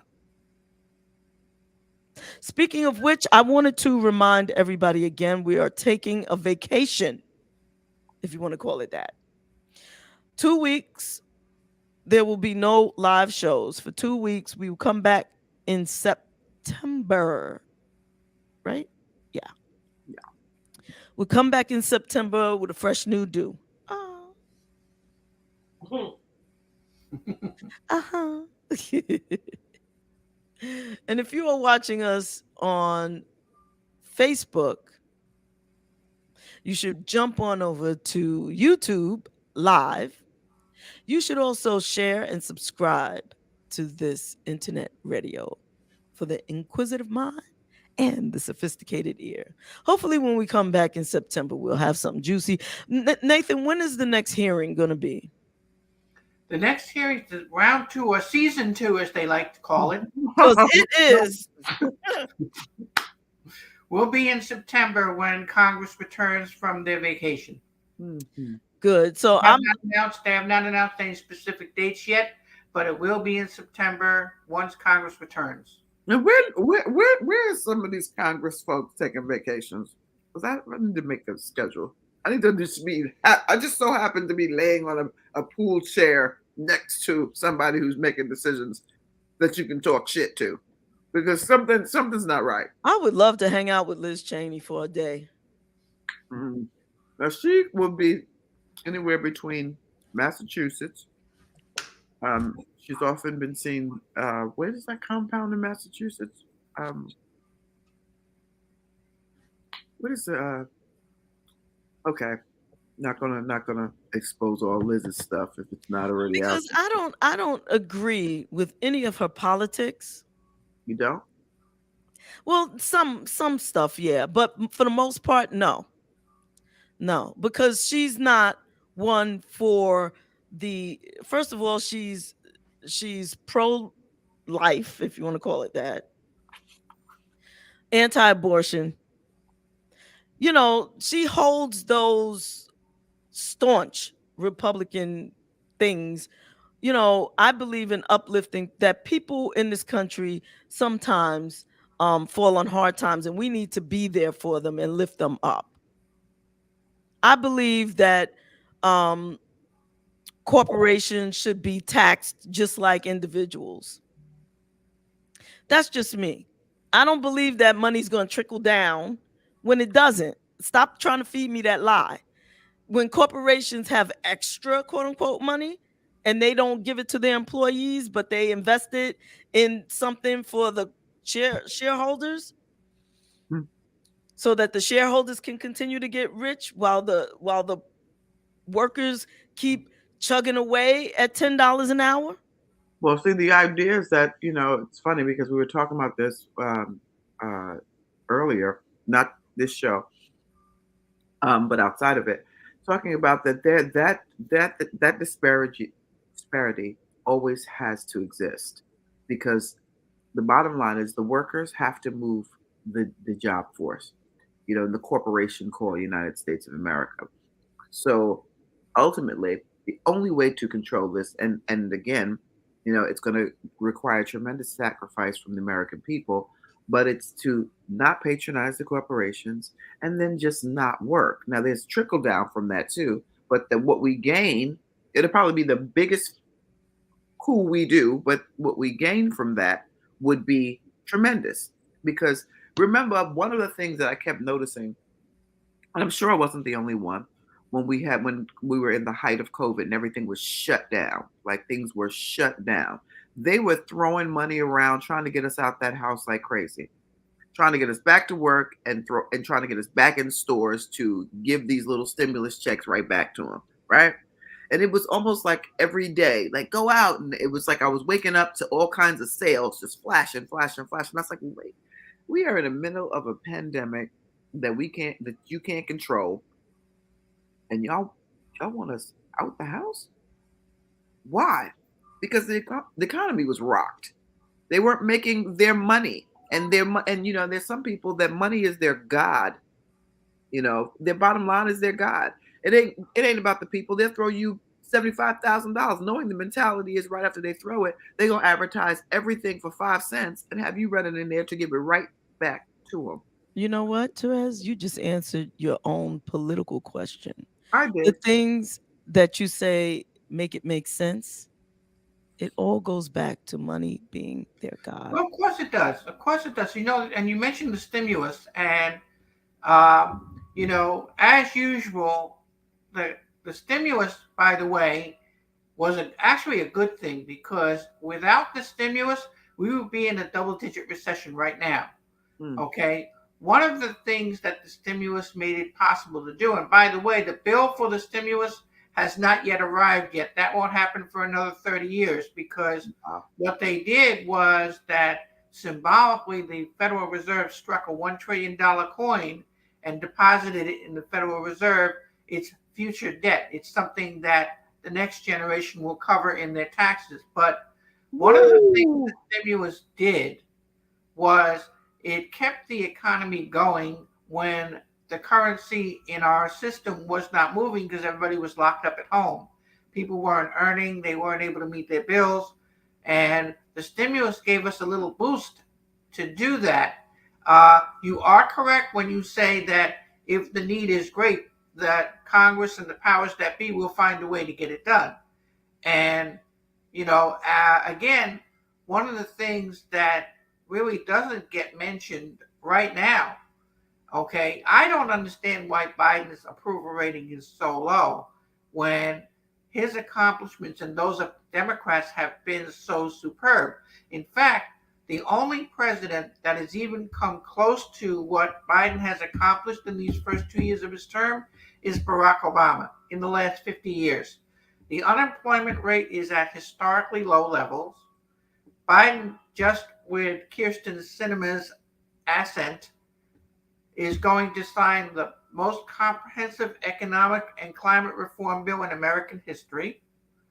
The corporate tax level, which you mentioned, by the way, is going to be adjusted so that corporations do pay them more than they pay their fair share. We talk about corporate and taxing the ultra rich.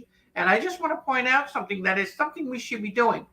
The way that we went to the moon, for example, in the 1960s, the reason that was even possible is because the ultra rich and corporations in the 1960s were taxed at a far higher level than they are now.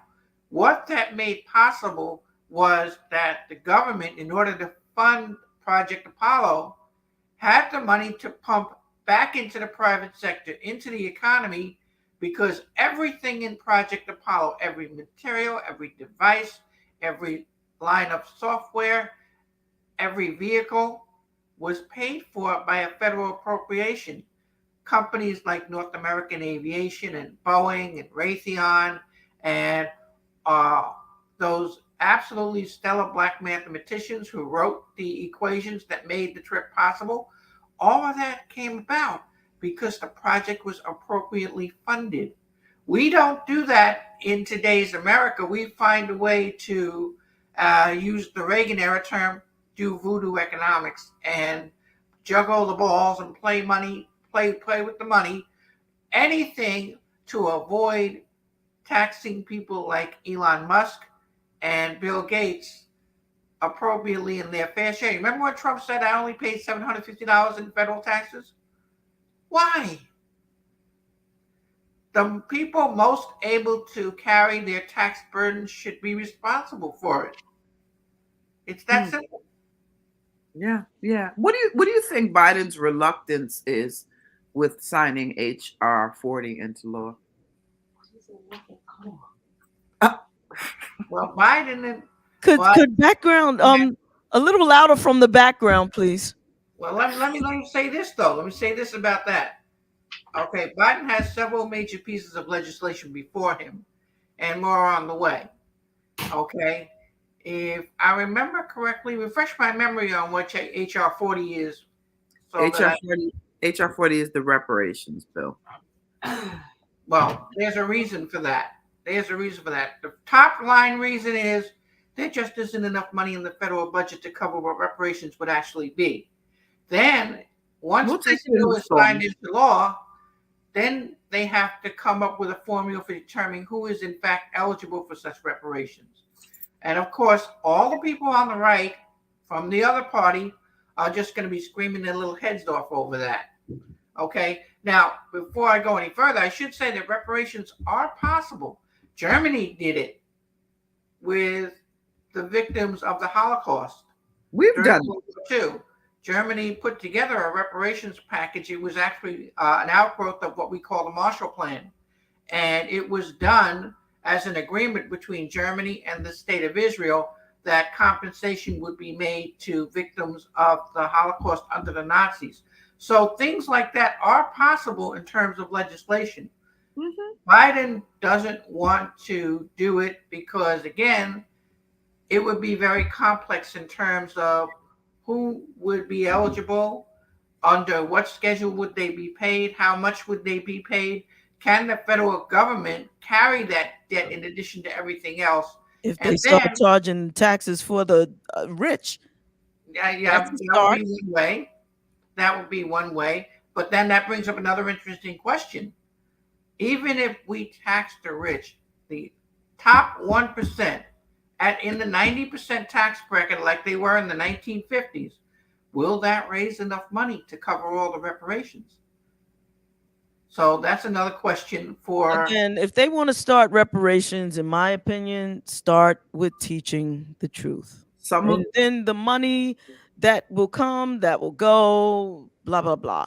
Start teaching the truth. and mind your business so that you don't have to spend money in these needless wars, and you can take some of those trillions that you toss out to help other countries in their dramas, and you can feed your own here and maybe become the internal mighty structure that you allege to be.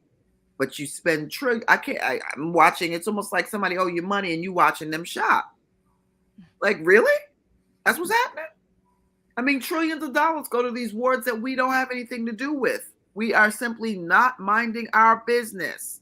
We have our own junk here and we'll have it. So when somebody screamed out that Biden is a walking coma. Well, you got bills sitting on sitting on your lap, and how long are we and it's always so complicated. It's so sophisticated when it comes down to managing things that cover black and brown people. Always so sophisticated and needs long thought and how. But yet other bills got passed in laser speed. So it's not for capacity, it's for the will and want to do so. And there's not another president that can come, quite frankly, in my opinion, that can sit and not address it with this being on the table. And I think this is what is killing Biden's situation for him. It's the inability to strategize and create your allies while in office. There's an expectation of the black and brown people to vote Democratic. There's an expectation there, like almost like they're just going to do it because. When a lot of people are saying, you know what? Now, I believe that voting is the key, but you can't keep playing the same. Well, maybe you can because it's working, but you shouldn't keep playing the same old drum that you've always played and expect the same results.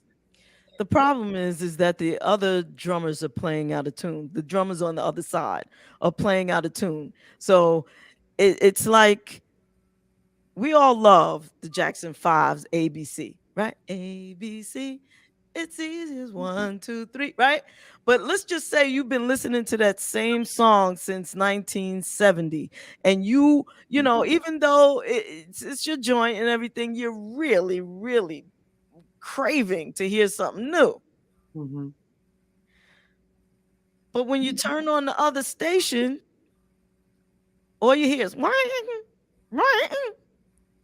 Okay, go back to A, B, C. It's easy as 1, 2, 3. And some people get turned off and say, you know what, fuck it, I ain't gonna listen to none of it. It's like, you go with the devil you know or the devil you hate.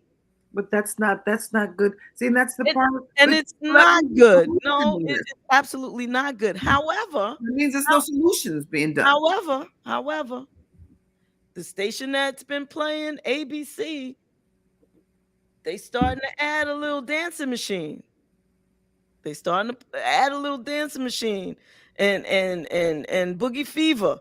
You know what I'm saying? You're starting to hear a little something in there, because when you look at it, when you were looking at the same music video all these years, and now the video is starting to look a little different. And so the people that have been playing hee-haw, they getting pissed off because, wait a minute, they really trying to change the game. It's too many black faces, too many black women. The press secretary is a black lesbian woman. Out black lesbian woman.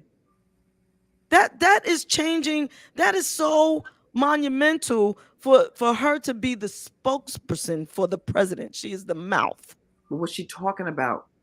She is talking about pro LGBT agenda. She is talking about pro women's rights.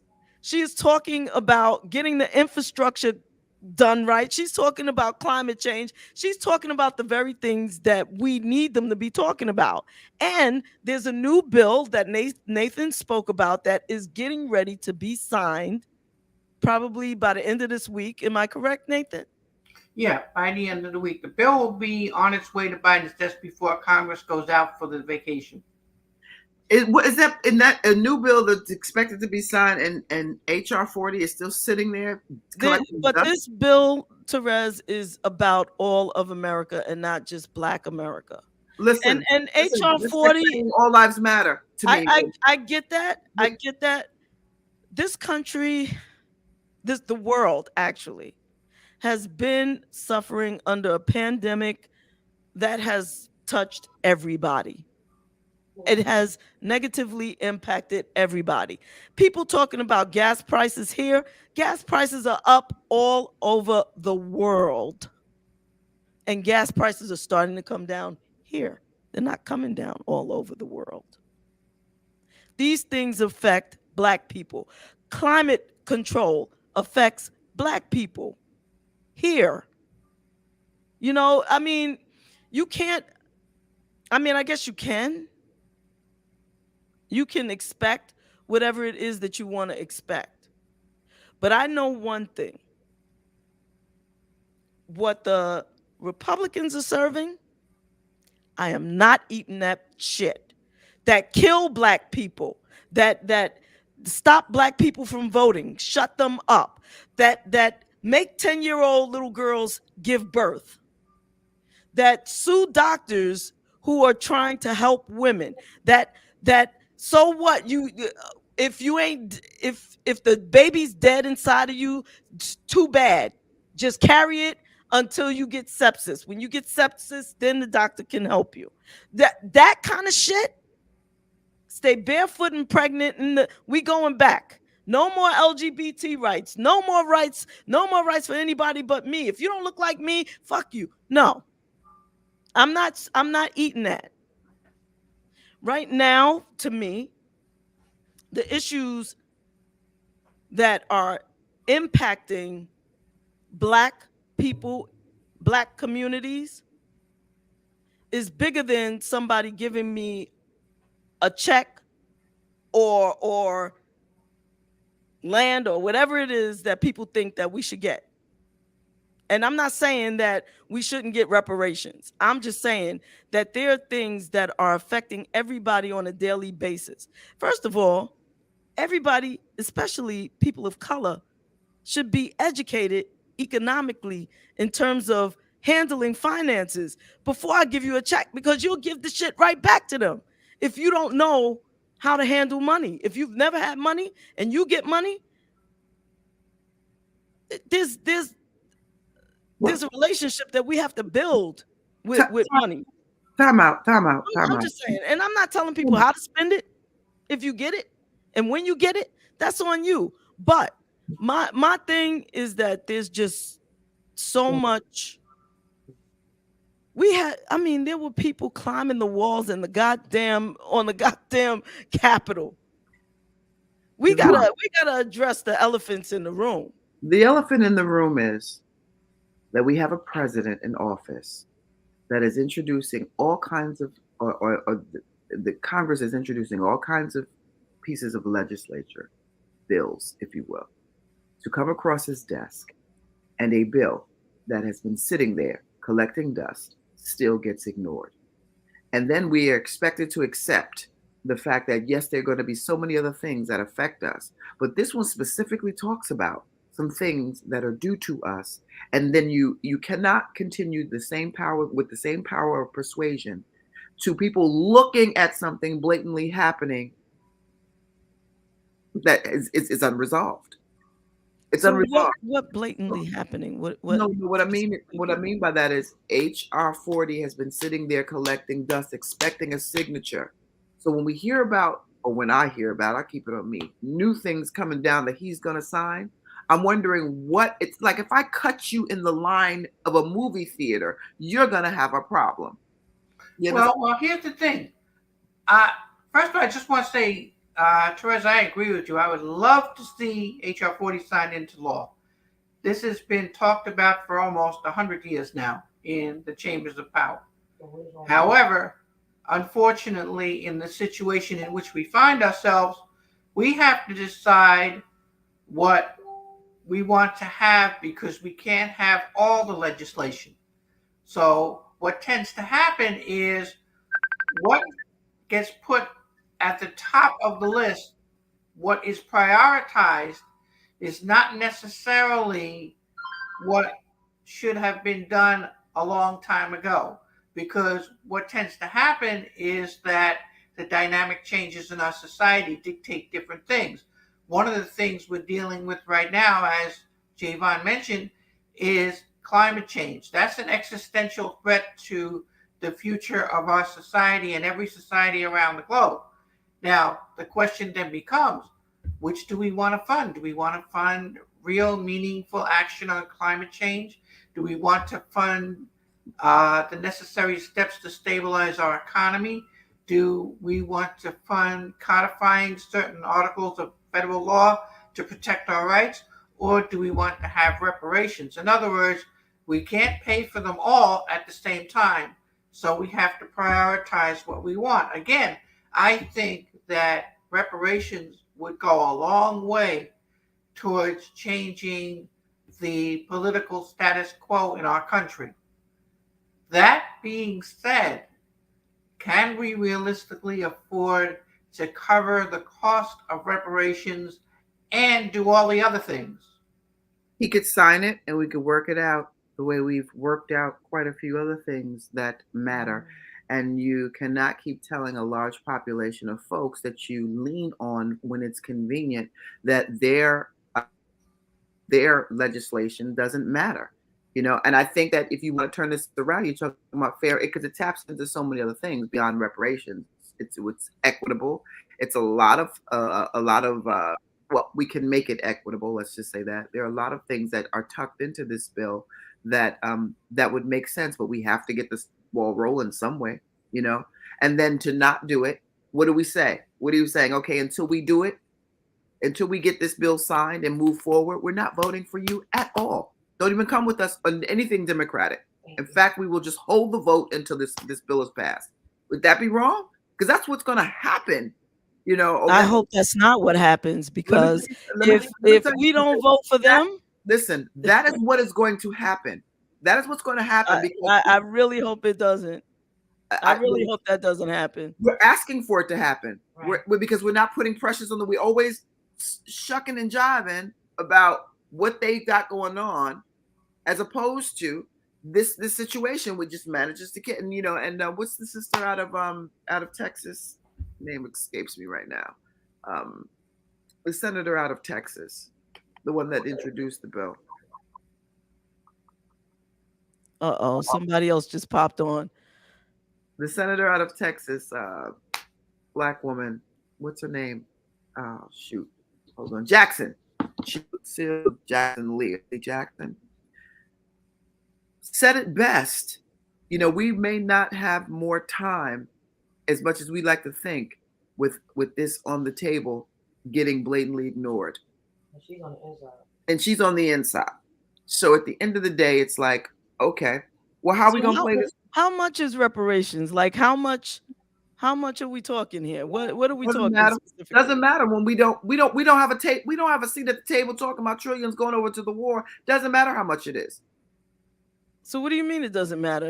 If they say, okay, $1 for every black person, every descendant, that's disrespectful. You mean I'm talking coins. How much? Okay. How much per person? Don't or know. Is it per family? Don't know. But like, what do you think? What is your thought on it? Like what? Don't know, but we have to sign the bill to get the people in place to work those figures out, because it's sitting there collecting dust and watching everybody pass it on the line. And in a minute, it'll be like, what bill? What? You said, like, it's a long time. And now I would just like to know, like, what that would look like in terms of dollars and cents. But did you ask what the money for the war like? Did you ask any other bill what it looks like? That's not something that I'm personally interested in. Okay. Nor is the money coming to me. So I know for certain that there were people who were enslaved in my family. Let's get Biden to sign the bill and then have these discussions.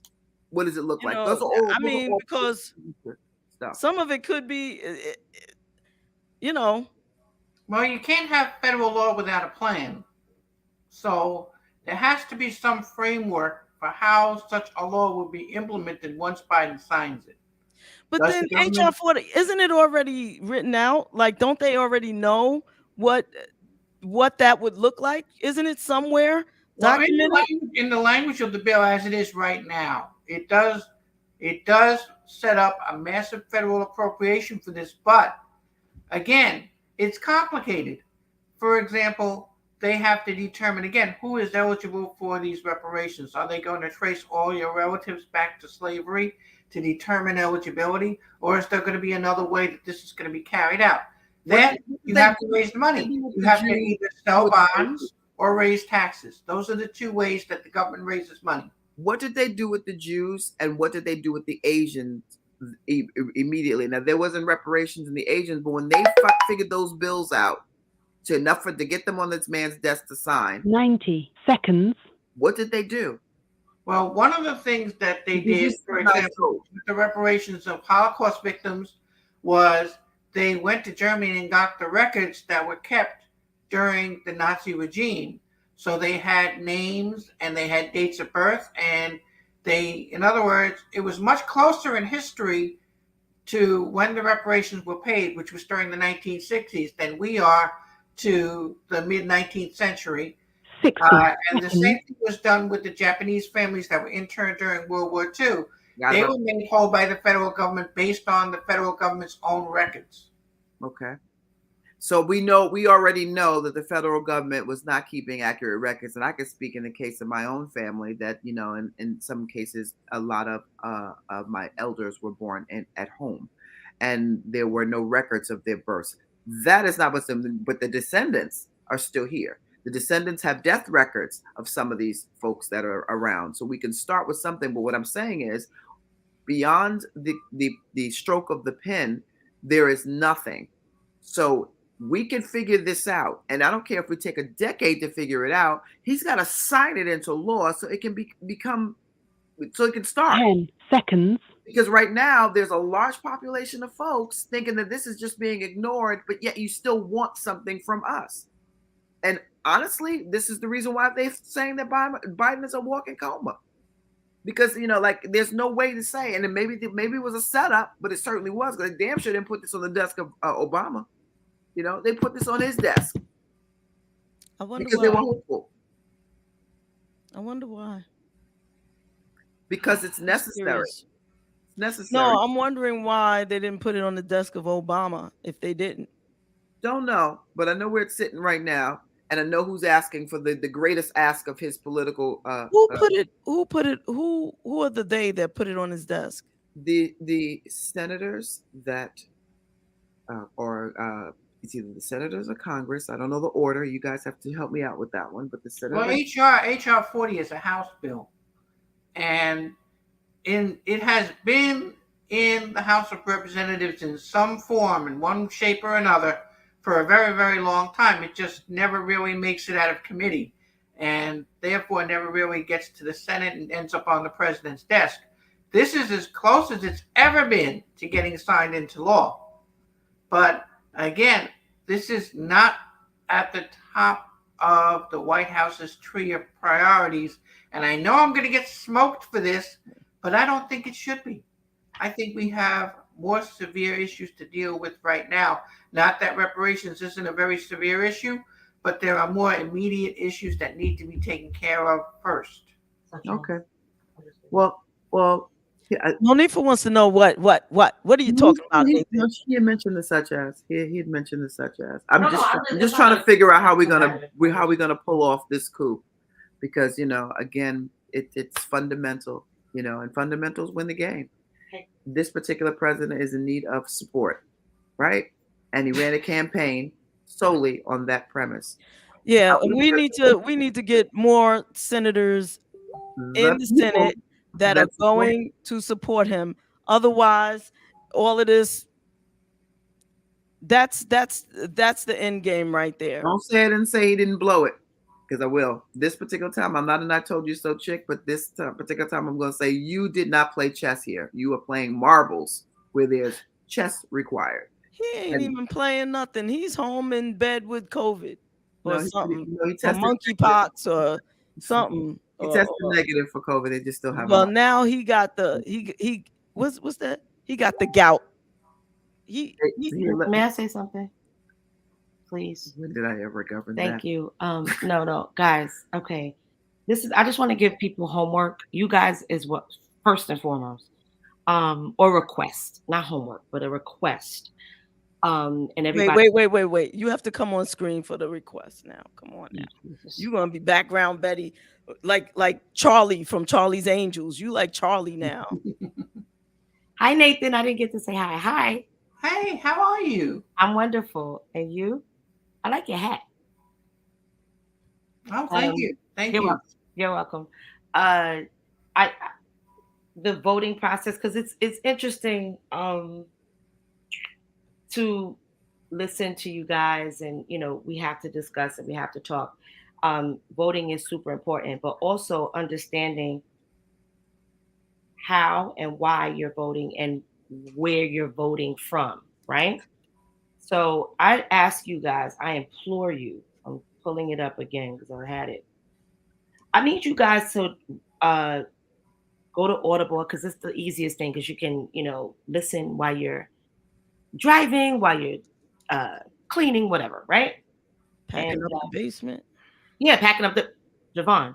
Like, seriously, you definitely, and you, lady, should absolutely, and Nathan, I know Nathan, everybody do this. It.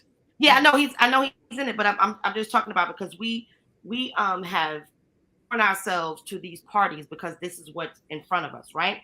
But what I want you guys to do is read this book called Please Stop Helping Us. It is by Jason L. as in Larry, Riley, Riley. Please Stop Helping Us by Jason L. Riley.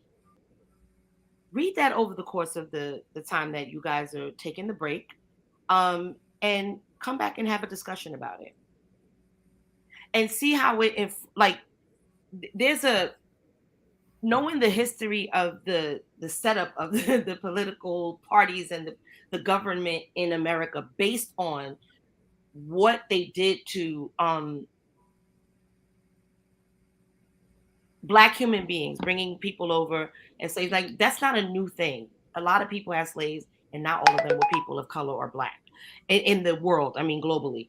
But, the atrocities that happened in this country, what it's built on, how it's, the foundation of this country was built on the backs of Africans that came here enslaved, that were brought here not of their own will, free will and volition, right? So I need you guys to listen or read this book, and you guys come back. That should be the first show and topic. I appreciate your time. Well, I'll tell you what. Because there's a lot of research and there's a lot of I don't knows, and I'm not, and How thick is this book? I'm part of that. I'm part of that. We don't know enough about our government. We don't know. I mean, damn, I couldn't touch y'all, please. So we have to get better in understanding it, so we can dissect it and understand how we can change it and what the best course of action is. So I need you guys to read that, listen to, or read that book.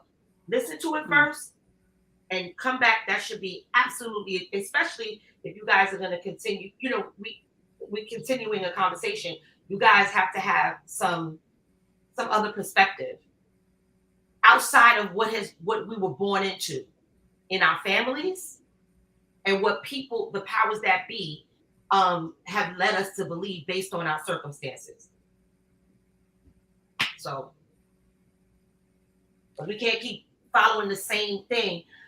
None of it serves us. None of it. But I believe that. we can redirect the ebb and flow if we have an understanding of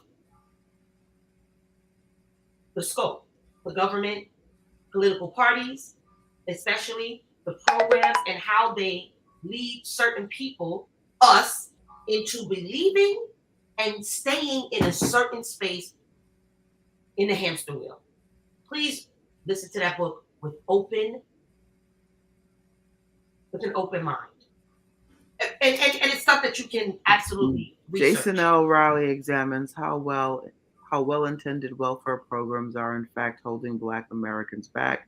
Minimum wage laws may lift earnings for people who are already employed, but the price of disappropriation of Blacks out of the labor force. Affirmative action and a higher education is intended to address past discrimination, but the result is fewer Black college graduates than would otherwise exist. And so it goes with everything from soft on crime laws, which makes Black neighborhoods more dangerous, to policies that limit school choice out of mistaken belief that charter schools and voucher programs harm the traditional public schools that most low-income students attend. Where did you read that from? Pop is oh yeah. It's read it and then fact check and then go deeper into the rabbit hole. Read it or listen to it, and then make your points. And then you do the rabbit hole. You have to do the research for yourself. Yeah. It's intensive. You have to go outside of your realm of belief systems, even the opposing stuff, so you can understand. And that's the only way we're going to be able to make educated and calculated decisions and plans to change anything that is not serving us. You can't just stay in one. You got to open it up, and you have to learn about everything. We're in a hamster wheel. Tiffany says that our ancestors' blood, sweat, tears started this country. Racism is in the DNA of America. It's sad. And she's right. She's absolutely correct. She's right. We know this. What are we going to do about it? And with that,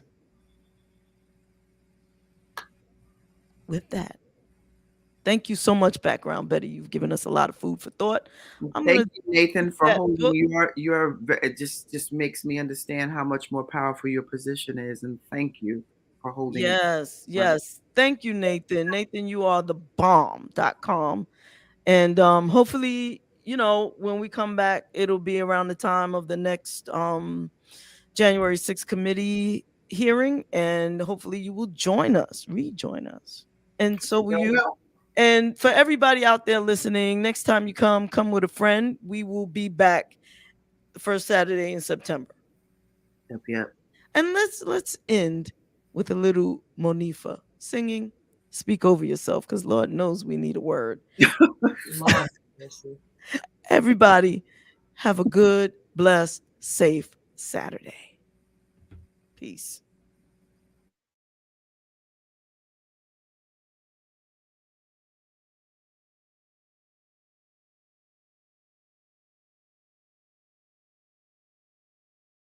And no matter how you feel, speak a word and you will be healed. Speak over yourself, encourage yourself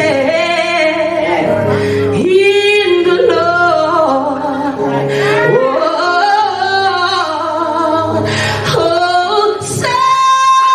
Sometimes you have to speak a word over yourself. The devil's all around, but God is a present help. Well, the enemy created walls, but remember, giants, they do fall. Speak over yourself, encourage yourself in the Lord. Oh, as I minister to you, oh, I minister to myself. Life can hurt your soul till you feel there's nothing left. No matter how you feel, speak a word, you will be healed. Speak over,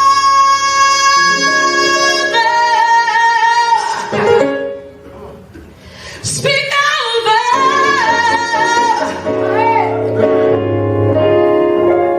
speak over yourself. Sometimes you gotta speak a word. Sometimes you gotta speak a word. Can't wait for mama, preacher, daddy, lover, friend. You gotta speak a word. There's power. There's power in our words. We gotta remember that. We gotta remember that. Because we speak a lot of bullshit into our own lives. Okay? He knows I curse. He knows what it is. He made me. We gotta remember that, okay? I try to remind myself every day. Behind that tongue, Jesus. Thank you, God. Speak up.